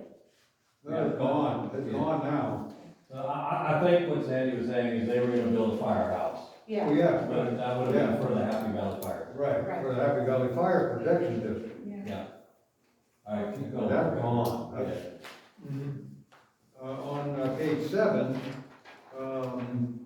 in the second paragraph, it talks about to the east of the district is fairly flat developed. And down at the bottom of that paragraph, it says, north and northwest of the district includes the unincorporated communities of Centerville, Gervan, and Igo.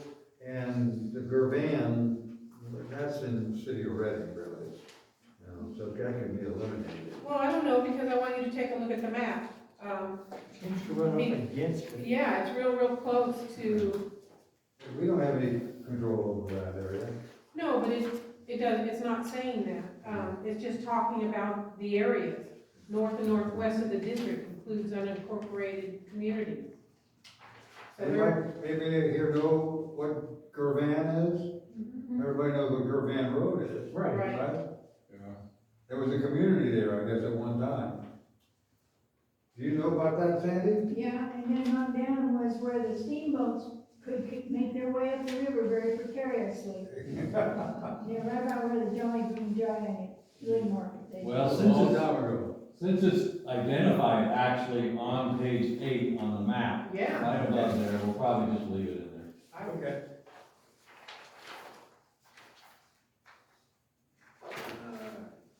And again, growth in population, it says 6,900, I think that needs to be looked at. And then going on to, Can we back up on that same page? yeah, go Are ahead. these numbers correct for, the MHI, the median household incomes for our area? If we pulled off a Centerville for a lot of the stuff, I'm wondering if this is accurate for our area. Yes, so the first draft they sent, before they sent this draft, the previous draft, had the Centerville numbers and had us not identified as a disadvantaged Well, community. then, yeah, we So remember we that. pushed back and they then pulled out those areas that got it here. So these numbers are accurate as of this time, so that's why you can see that last line. This indicates the district would be considered a disadvantaged community. But my question is on the last page. It says What, that, what page, Sarah? page 19, it says, under B, no disadvantaged unincorporated communities in the existing SOI. Yeah. So that, we have to repair that, because, No. That's sphere of influence. right, but it says no disadvantaged communities, but it says back there that we do have one. It's kind of double talking myself. Okay, I don't understand. Am I on the wrong topic? I'm sorry. Right there. No, No, you're no, okay. I think Madam Chair, what is referred to on page 19 in B, and we probably should clarify that, is that between our actual boundaries and the sphere of influence, so that's that little band there, that's where there are no identified, and she changed that, disadvantaged communities, because they aren't in our district. Okay, that makes it better.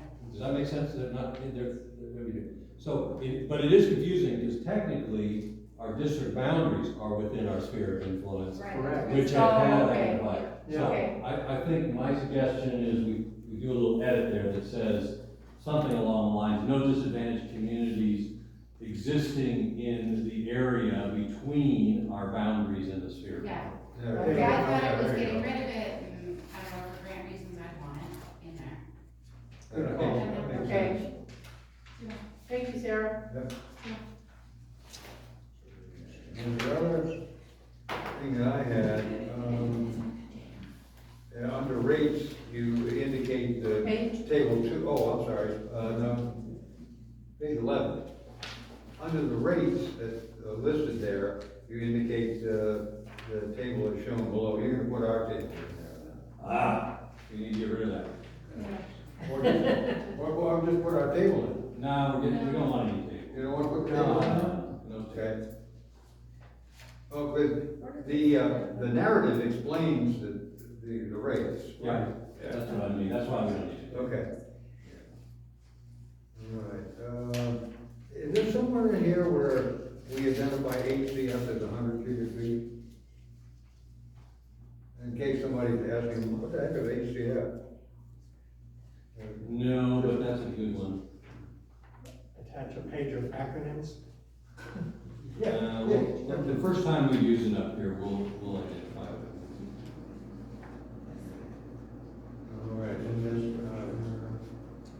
then I go on to page number 13, under financial overview, and there's the second paragraph down that says the district's capital assets include their water treatment plant at Whiskey Down Lake, along with a holding tank. And it says a large conveyance conduit pipe from Whiskey Down Lake treatment plant to the distribution system. We don't own that. That's owned by the Bureau of Reclamation. You're talking what the Mealtown conduit? Mealtown conduit. We don't own it. It's owned by the Bureau of Reclamation. And it's one of the points of contention because we don't own it, but we have to fix it if it goes bad. And you can imagine the money is gonna take to fix a 42-inch conduit. So, and we've had discussions with the Bureau about that before, and I'm sure we'll have them again in the future, but we don't own the conduit. Was that part of a lawsuit, back, was it 2017? It's back somewhere around there. One initially, then they appealed, and the ruling was overturned, and we ended up paying over $700,000. Yeah, we won, we had two things we sued over. One thing we won on and the other one we lost on. One appeal. Yeah. Okay. Yes, in the end, it cost the district $700,000 plus and got nothing out of it. I got nothing. Well, we did, we got the first one out of it. And we didn't, I can't remember exactly what it was now, but, we didn't win in court. The Bureau of Reclamation just decided to do it. And so, Was that repairs to that conduit? no, it had nothing, that part of the lawsuit had nothing to do with the conduit. Okay, because I know that there was an estimation of about $1 million to repair. Yeah, at one time, Yeah. we did. Well, we had we have a station on the conduit that right now, I think it's okay. We finally fixed it. It's at a low point in the conduit, and the only time you can really fix it is during the dry part of the year. That was Salt Creek. Unfortunately, that's when we use most of the water, you know. Yeah. And you can't let any of the water get loose because it'll go into the creek. If it goes into the creek, we get fined by I don't know who we get fined by, we get fined by somebody. You know, for letting water go into the creek with chlorinated water going into the creek. And so we went out to bid on fixing that. And we got a bid back of $1 million. And then we had a local guy come up and give us a bid for $55,000. It's in a steep gully. So it's either $1 million to fix it or $55,000. Yeah, it's hard to Well, as access. it turned out, we finally fixed it. Well, Historically, there was. Okay. Madam Chair, we will fix that and take that out as a. Yeah, because we don't asset. own the conduit. Okay. Moving on, what other Moving page?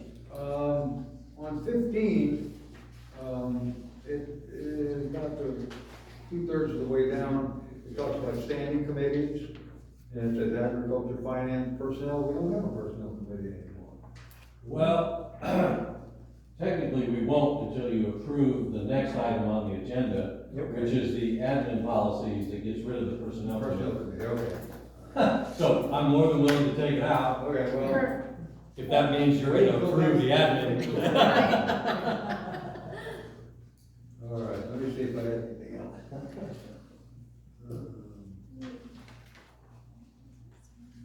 I guess really I didn't have anything else. That's it? Okay, my turn? Yep. Okay, so we're gonna go back to Go page back to page 1. Yeah. Oh, right back. Okay, so, oh, it's actually page 5. Wait, let me double check. I think that's where I started. Page 5. Yeah, page 5. So primary contact, Paul, I believe you're .org now, not .com. On page 5, primary contact. Yeah. So just for you to fix that for your email address. Okay, let's see.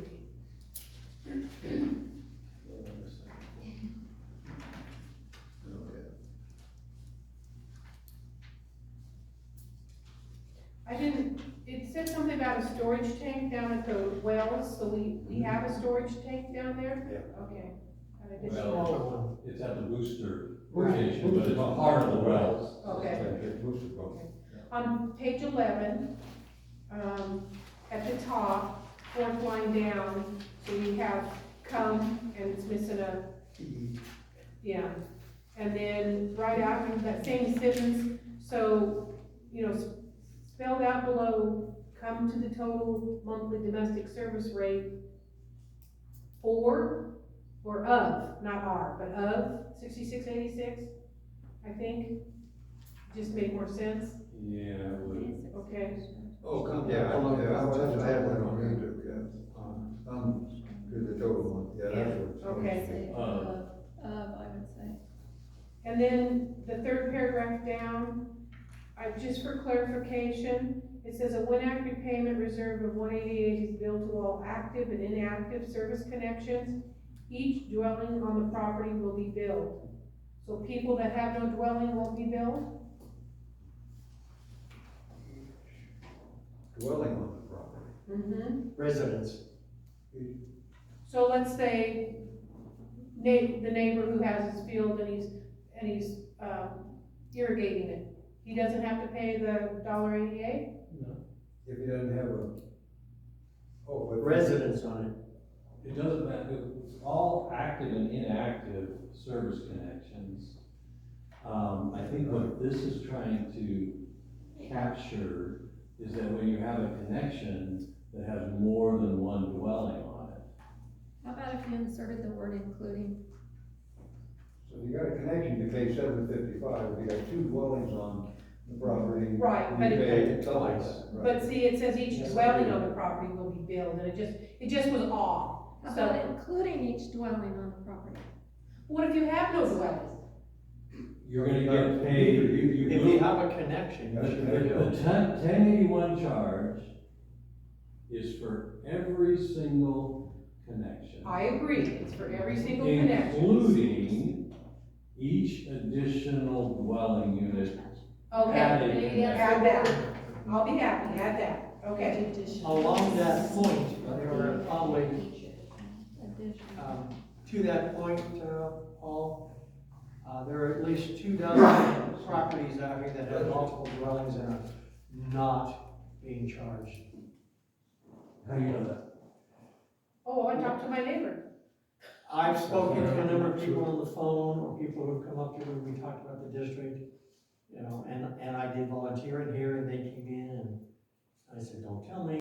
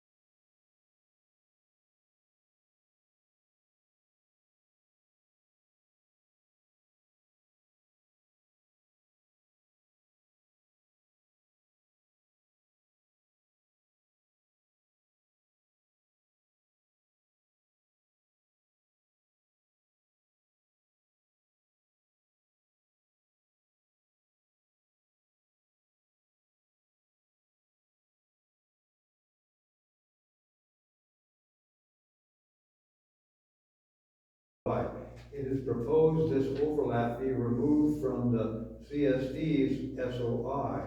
Yeah, And you could just eliminate that and just say remove the overlap from the city of Reading. Right, of Anderson. right, that would be my recommendation, Yeah. I agree. okay? How about ACID's easements to those pieces of property? Would that affect our, adding it to our sphere of influence? We're not adding any sphere of influence. What's already existing, So you wanna just annex the land into our? no, we're not annexing anything or doing any of that, there's Yeah, a, no annexing. yeah, it's just where we merge with the city of Anderson, there's a little bit of an overlap. Remember when we annexed this land out into Palm and Oak? What a disaster that was. Okay, That was last go. we've beat this to death now, Yes, we have. so, It should be okay. so do we, let me fix my book here, so I know what we're doing. All right, so action would be to approve it as amended Yeah. and be able to let, Gene Kelly submit this to LAFCO proper. Do I have a motion on the floor? So move, Madam Chairman. Do I have a second to that motion? Second. I have a motion by Director Fuss to approve the LAFCO MSR draft, or not draft, As amended. but final as amended. And I have a second by Director McFay. All those in favor? Any opposed? None? Okay. Motion carried. And I apologize, I didn't ask for input from the community. So was there anything that anybody had to add regarding the MSR? Well, like that annexation up the end of Palm and Oak, that was like a stair step originally. All that land going over towards, Oak Street, we go from Oak Street over to Pine. LAFCO wanted it square.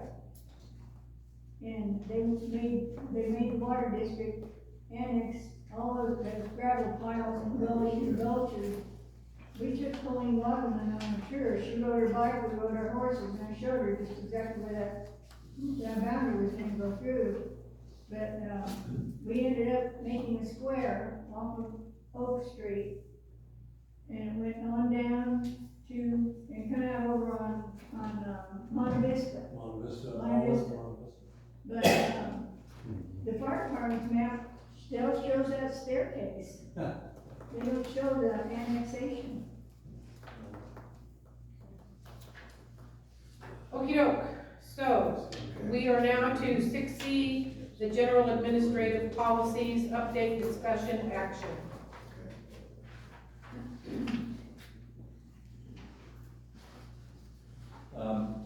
Thank you, Madam Chair. As the board will recall, we went through this particular policy extensively at the special meeting that was acting as the Policy and Planning Committee.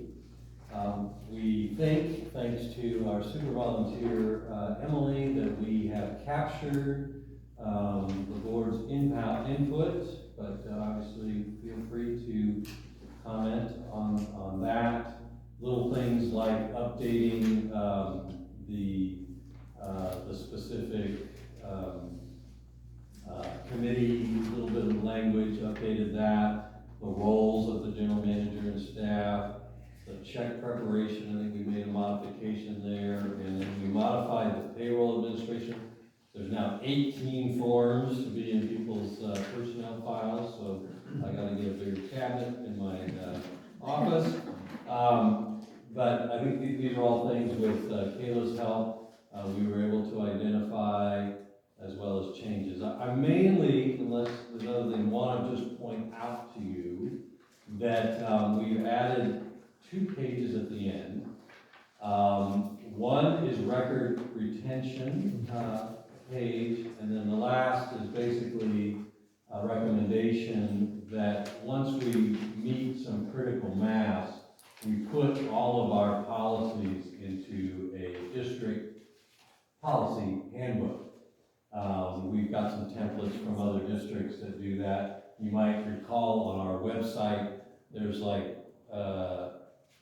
25 PDFs with little policies all listed down. I think it is better to have it with an index and everything else. So have not confirmed that this record retention schedule, passes the legal test. So our recommendation here is that you approve this, these administrative policies with the caveat that the, record retention schedule get reviewed by our legal counsel, and that, if there's any changes to that, we'll bring that back to you if they suggest something different.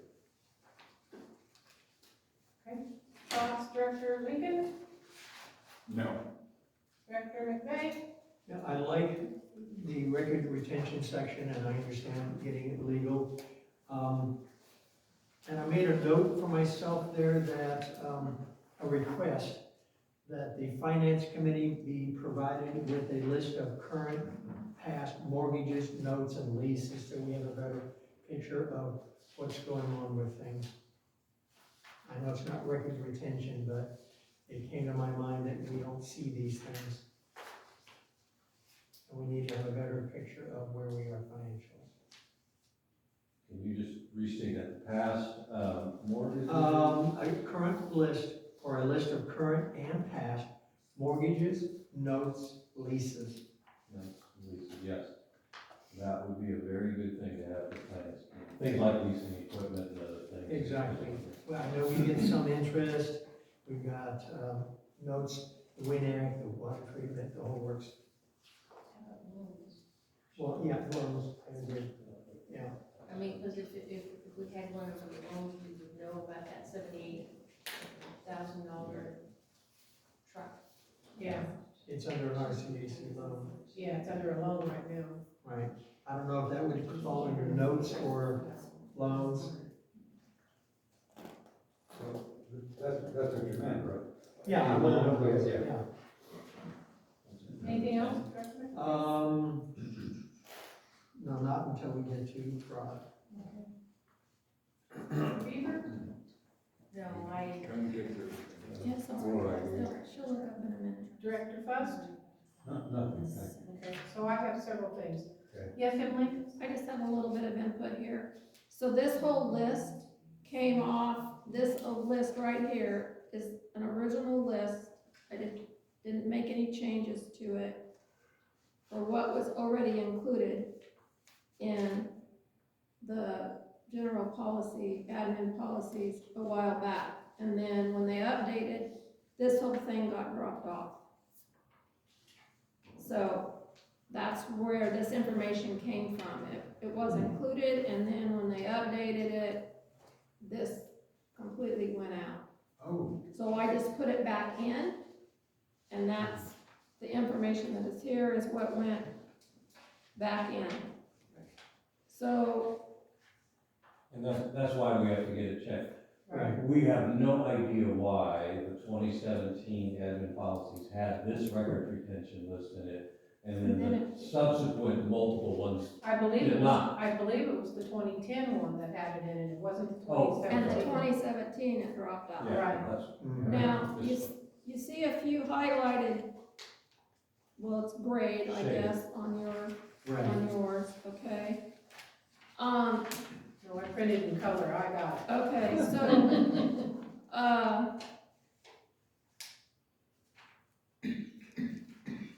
I was questioning why current was a permanent retention. I'm not sure about that, but Yeah. insurance policies concerns me that they're only kept for 3 years. I'm of the opinion that it should be permanent. And the reason why I say that is from past experience that I've had with somebody being sued 10 years, 20 years down the road, and after the fact, after an insurance policy expired, and then they didn't have a copy of that policy, So you're just recommending that it be indefinite? that it be permanent. Sure, that's, anybody have a problem with Because if that? you ever get sued and you don't have that policy, that insurance company, you're not gonna know who it was, and the current one is not gonna cover for you. what trademark registrations and copyrights we would have, and I'm not sure what they mean by voucher, registers, and schedules.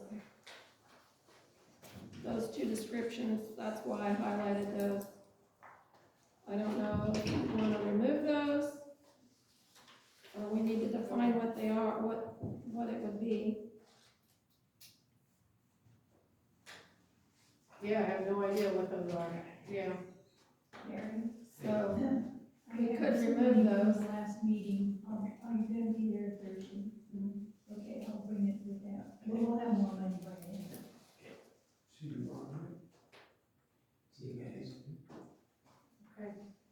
Anything else, Emily? well, the highlights, so the policies, I made the list of policies, but we haven't done the investment policy yet, and we have not done the procurement. And I think we're still working on the tools and equipment one. Yeah, that's So fine, that's why those are highlighted. okay, But there's other policies we haven't dealt with either. Yeah, right. Right. that's why we don't think it's worth making, put them all in the book until you actually have. Right, right. Fair enough. Okay, here's some of my questions.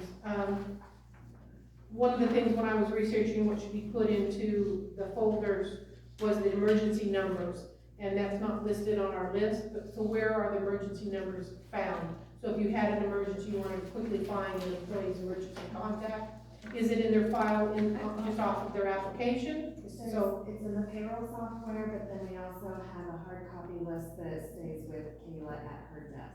okay, okay.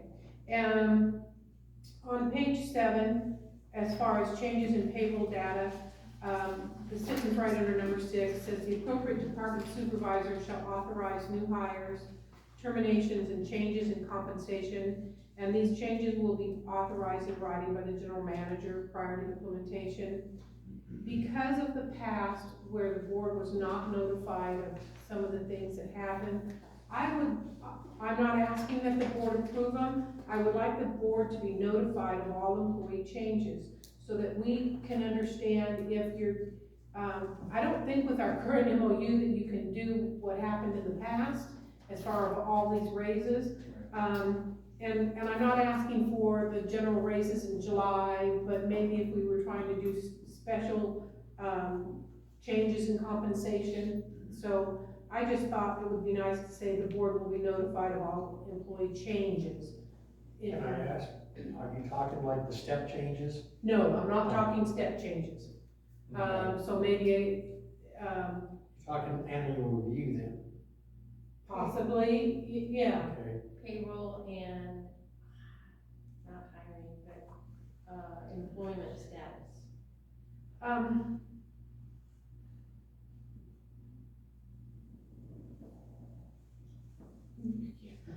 I don't want it to be cumbersome, so I'm not looking for it to be cumbersome. I hope you can appreciate what happened in the past was so wrong that we have to have that, we have to have some kind of balance from the board to be able to know what's going on. So you tell me how we can do that. I'm thinking of a fantastic answer, and it hasn't come to me yet. Okay. So,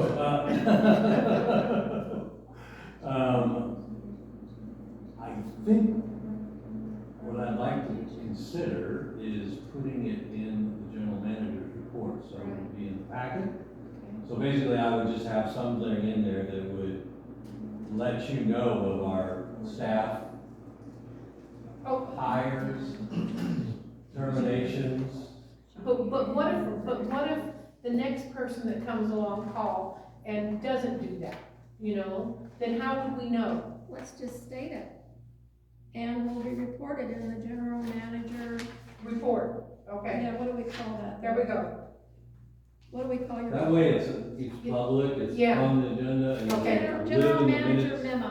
Okay. Live in the minutes. There we go. Put that in there. In the general manager memo, That'll do the trick, that'll make me happy. Doesn't this also still fall under the finance committee and our oversight?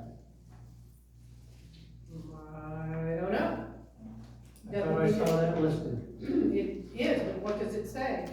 The board standing financial committee shall be concerned with the financial management of the CCSD, including the preparation and oversight of an annual budget, quarterly general ledger review, and oversights of reserve accounts, major expenditures, and customer water rates. Has nothing to do Okay. with that. There was something else I read there. All right, so on page 7, still under preparation of time cards, number 1, my question is why? Why does our pay period run from Friday through Thursday for a 2-week period and is paid on the following Thursday? I don't mind that it's paid on the following Thursday, but why does our work week not be Monday through Friday? Agreed. Who said that? Oh. Well, they have payroll on the Yeah. 1st and the 15th, but unfortunately it's in the MOU now as is. It was in the previous MOU, Yeah. that was our pay period. It's been it's been the districts, in their MOU since the first one in 1997. It says that in the MOU about the pay period running Friday through Thursday? Yes. Really? Okay, I missed that. Now, the major thing we changed was that, all the old MOUs said you got paid the next day. The next day. After the end of the pay period. So the pay period ended at midnight on Thursday, and then you got paid by 5 p.m. on Friday. Which is crazy, Which was- correct. A nightmare. Which was a real challenge for payroll processing, but it also, gave great opportunities for little oversight of the time cards, checking them, making sure the supervisor signs off on the Right. time cards for their employees, making sure that the GM signs off on those that I oversee, which are the 2 supervisors and all the office staff, and all the rest of that stuff. So that is one of the major things that we changed in the MOU. We didn't change the pay period dates, but we changed that payroll is not until by the following Thursday. It could happen before that. But that gives us the chance to review all of those time cards. So now we have Kayla reviewing them, making sure everything gets added up, making sure everything's checked in. I get a chance to look at the ones that I see. Obviously, the supervisors do that as well. Well, put that in your memory bank, Melissa, so the next time we do negotiations, we can work on that. Yes. Okay. It's- Do-do-do-do. Too much why. Okay, all right, so now I'm gonna put a monkey wrench in all of this, because, okay. So for those of you that are still in the audience, I can't tell you a lot right now, but what I can tell you is that the grand jury came out with their report. That report will be published tomorrow, so you can go to Shasta County grand jury and look at the report. All of the board got our reports on Monday or Tuesday. You got mine today. Okay, and, in there are some findings and some recommendations. And with some of those recommendations are things that probably need to be added to this policy or having discussions. And so I'm leaning towards not approving this until we really hash out that, findings and recommendations from the grand jury to see what changes we want to make. The second thing also is, I'm not quite sure about getting rid of the personnel committee. It just bothers me that it's gone. And I don't know if I need to do a little more research on, because anything you go and look at, they have a personnel committee. One of the recommendations, I can't talk about it, can I? Okay, I can't talk about it until it comes out tomorrow. But needless to say, there's some things I think we need to address as far as some of our committees and then some of the, findings and recommendations. So my concern is that we have to review that first to see if we want to make changes. I mean, yes, we could possibly approve this and then make changes, but I just think we need to wait. So you're suggesting that we table the general administrative policies until after the grand jury report is released and that we, the district, has had an opportunity to look at the report and to comment on the report. Right, see if we wanna make, Including the and public. and for us too, to see what changes we might, or additions. Need to be made. Mhm. That's my recommendation. And that's We will do that's as just the for the board general wishes. administrative policy? Pardon? Just for the general administrative? Just for the policy? general administrative policies. Yes, Caitlin? Is it possible if we do another one of those special meeting workshop things in another couple weeks to try and revamp this one once the grand jury report comes out, so that it gives us time to read it and then kind of cross-review with the policies that us, the public, can also put in our opinions on it too, or ideas kind of thing? I know that we were contemplating possibly a meeting on June seventh, that was to go over the budget, to try to finalize, more budget, like a budget workshop with the community. Well, we will do as the board wishes. I only would say that in my experience, the grand jury reports usually give a 60 to 90 day timeline for you to for the district, subject of the report to respond. And I think we should take at least 60 days of that to make sure we respond.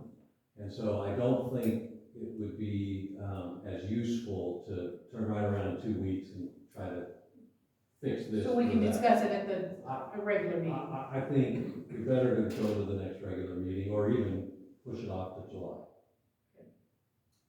But I mean, I think based on your recommendation, it makes a lot of sense to wait and do this after the report is published. It would also be smarter, so that way you're not having to make amendment, and Well, yeah. to like have them redo everything all over. And that's the other reason to hesitate about doing it in 2 weeks, because then we might have to do it a month later. We'll see. Okay, so we don't need to vote on that to table it till No, June, no. so just make sure we put it on June's agenda? Well, and we'll work on the edits, Okay, yes. and that gives our supervisor time to take a vacation and Okay. We know also, But while we're talking about edits, were you gonna take the trademark registrations and copyrights out? Out of the retention schedule? Because what trademarks do we have, or copyright? I just feel like it doesn't need to be in there. no, we don't have to have that. we're good with that, being on. Okay. All right, the next one is vehicle policy. We had an extensive conversation about this item at our last meeting. I think we captured all of the comments. Can I back up just 1 second? Page 10 of the general administrative policy, did you catch that at the top on page 10, you wrote Perry instead of Petty? I talked to you about that? Yes. Okay. Sorry, thank you. Darn it. It's all good. Yep. Another pair of eyes. I got one of my part-time employees is Perry.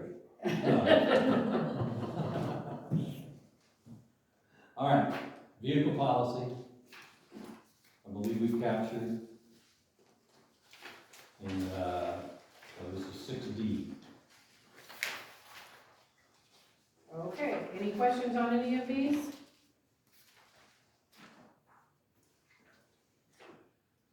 I have one. Okay, Under maintenance, page, page 3, okay. motor vehicle maintenance records. Mhm. The last one, the driver will record the mileage log daily for each use and location and report. Who's gonna review that?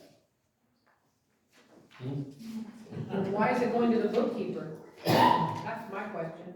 That's what I'd like to know, I don't want it. Why isn't it going to the supervisor? And what's the chances of us getting to look at it periodically? Oh, 100%, you just go ask for it. Can we walk in and just ask for it, or Yeah, how? just to Paul, because it's Okay. public records. Paul. Don't the department supervisors look at them? this needs to go to the, division supervisors. Department supervisor, maybe? Farmer division. Okay. Treatment or distribution division. Are you gonna have them sign off on it and then give it to Kayla, or how is that gonna? Well, it goes into a book, if I recall right, they have a binder, right? Yeah, so they take a copy, of it, they check it, sign off, put it in the binder, and when you come in and ask for it, that's what we can do. Okay. When are they gonna start doing those? They're doing it Yeah, now. they're doing. Are they? It's weekly currently. Okay. What? Yep, they've got the paper in their, truck and they fill it out as they work and then it comes to me at the end of the week. And they're putting it But out. they are recording it daily. As far as I know. Yeah. Okay. So it is going to you? Oh, yeah, So then why are we taking that out? because I don't want it. That's a very good answer, I guess. I just wanted to clarify that. Because somebody said that you were then looking at these records and looking at the fuel records. They write on their fuel receipts all the information that I need. Okay. So, Okay. Yeah. So we're just taking that out and we're putting department supervisor in. Yeah. Department supervisor. Can I mention a spelling error? Yes, please. The motor vehicle maintenance, the bottom paragraph on page 3, it's the main bullet that says motor vehicle maintenance. Vehicle is misspelled. Where now? Which bullet?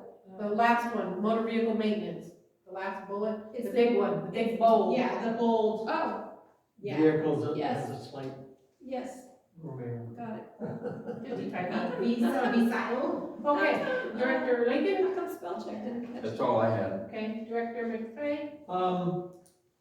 Do we have anything that tracks, deferred maintenance, oil changes, other things?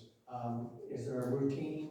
Are there forms that are tracking when they're doing things, brakes are checked? I know we had an engine blow, and I'm kind of wondering, was there maintenance records available?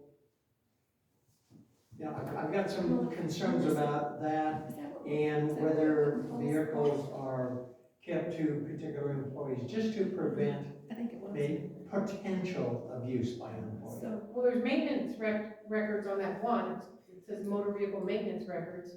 Right, but it kind of lists more about you going around looking at it, do the lights work, because are we keeping track of, brake or oil changes, or, things like that? Yeah, well, under the second to last bullet talks about each employee assigned to a vehicle is responsible for scheduling routine services and repairs and weekly miles reporting. So, I'm not sure we have that data for what may or may not have happened to vehicles in the past. Right. But now Moving we forward. have that, Okay. that ability, and then we also will have the receipts.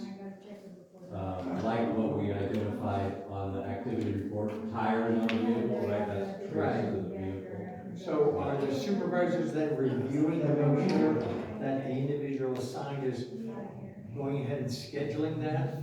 Because obviously they could get busy and think, oh, I should have scheduled that a week ago. Well, at least over the last few months, what I usually get is from the distribution supervisor. I need to take, this vehicle needs to go in for an oil change. Can we do it on Thursday or whatever? I'm like, yes, I authorize you. So I would just say, currently that is happening. I cannot speak for Frank. I understand. Okay, anything else? That was it. Director Beaver? Can I jump back to something? Sure. Do we keep track of overtime? Yeah, our payroll software keeps track of it. Your payroll? And who reviews that? I mean, do we have big offenders? Whoa. So, that's a loaded question. Yes, it Yeah, was. it is. I didn't mean it as a loaded question. No, so Well, wait a minute. Please ask the question again.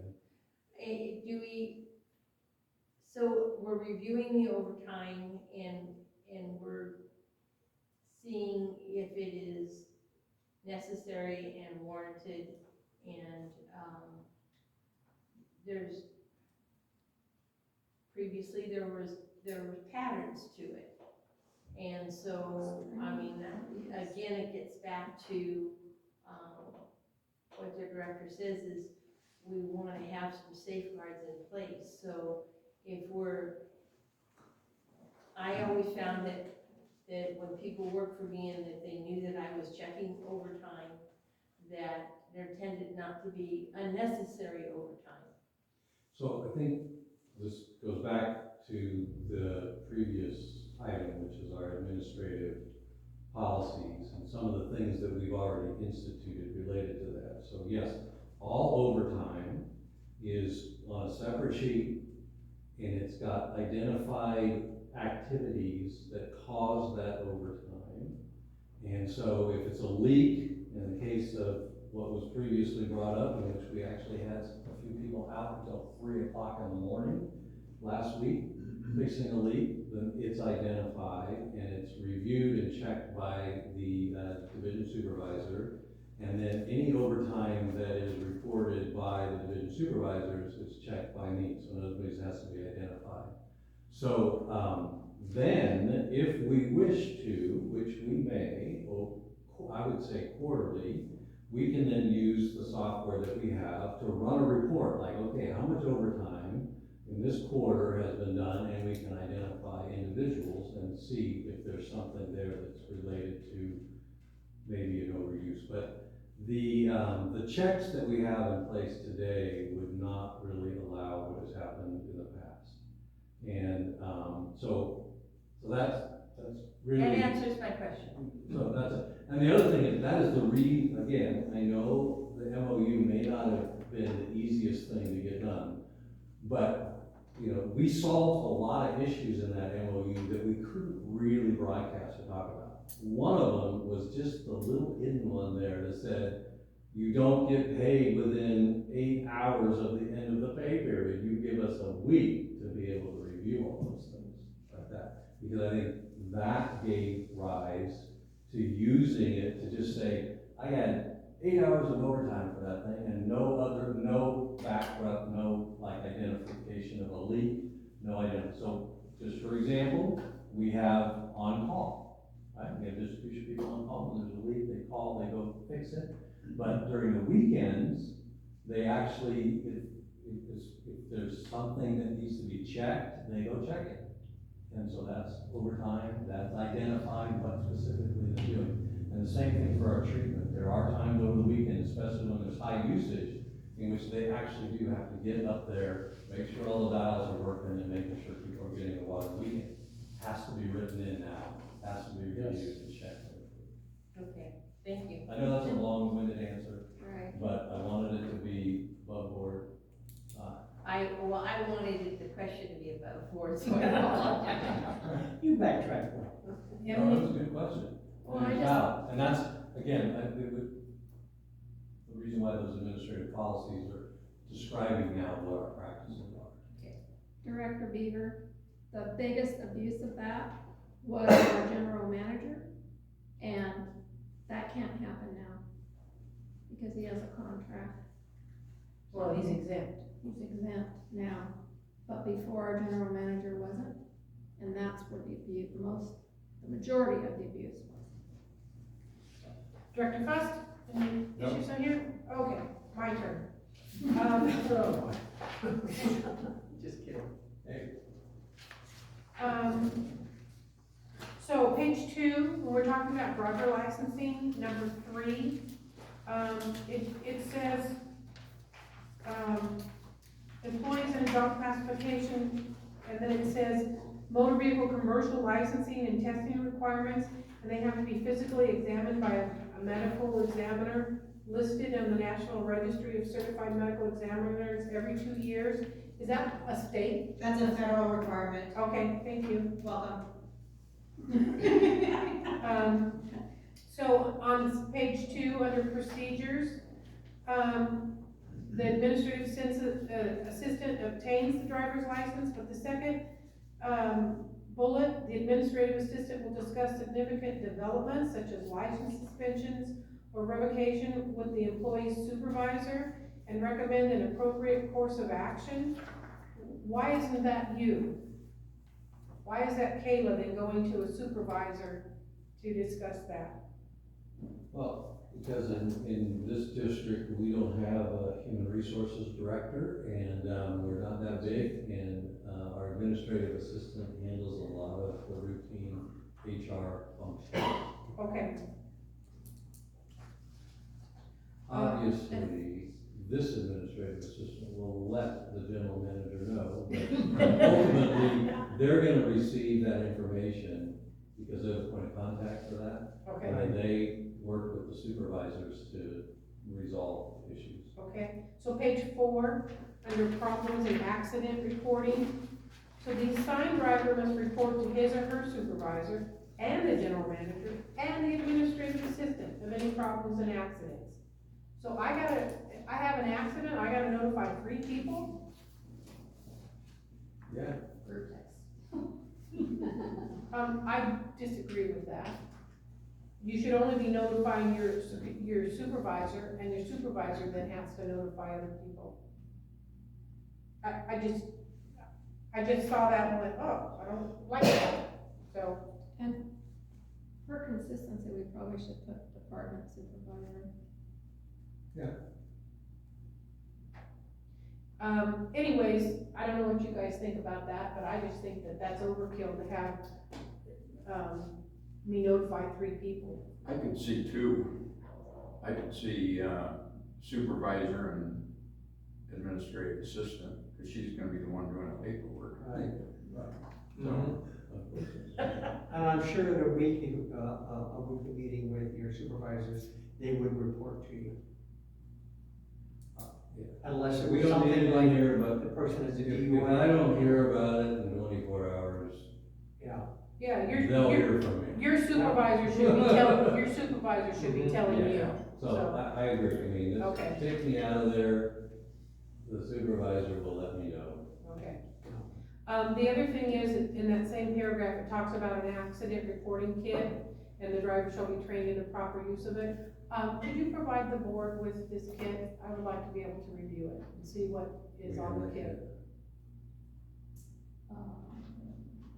Usually your insurance company Yeah. provides you with a.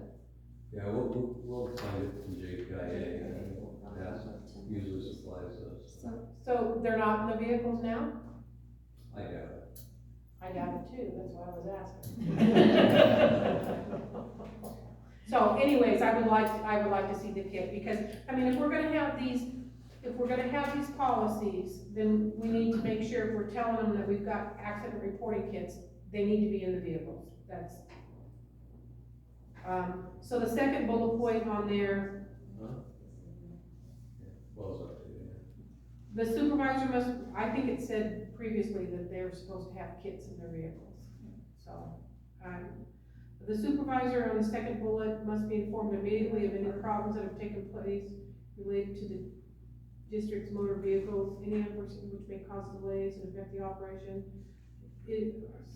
So do we need to say anything about accidents? And affect the operations of the district must also be reported by the end of the day. Maybe not, okay. That's it for me. Yes, Emily? So I think we need to put department before supervisor in that second bulletin too, to be consistent throughout our documents. Yeah, so And- it always should be the division of supervisor. Right. So should we, to Beverly's point on the first bullet, should we say that assigned driver must report to his or her department supervisor, who will? No, just put his supervisor and administrative assistant. Mm-hmm. And get rid of the general manager? Mm-hmm. Okay. Because that's a requirement that Paul will have with his supervisors. Yeah, And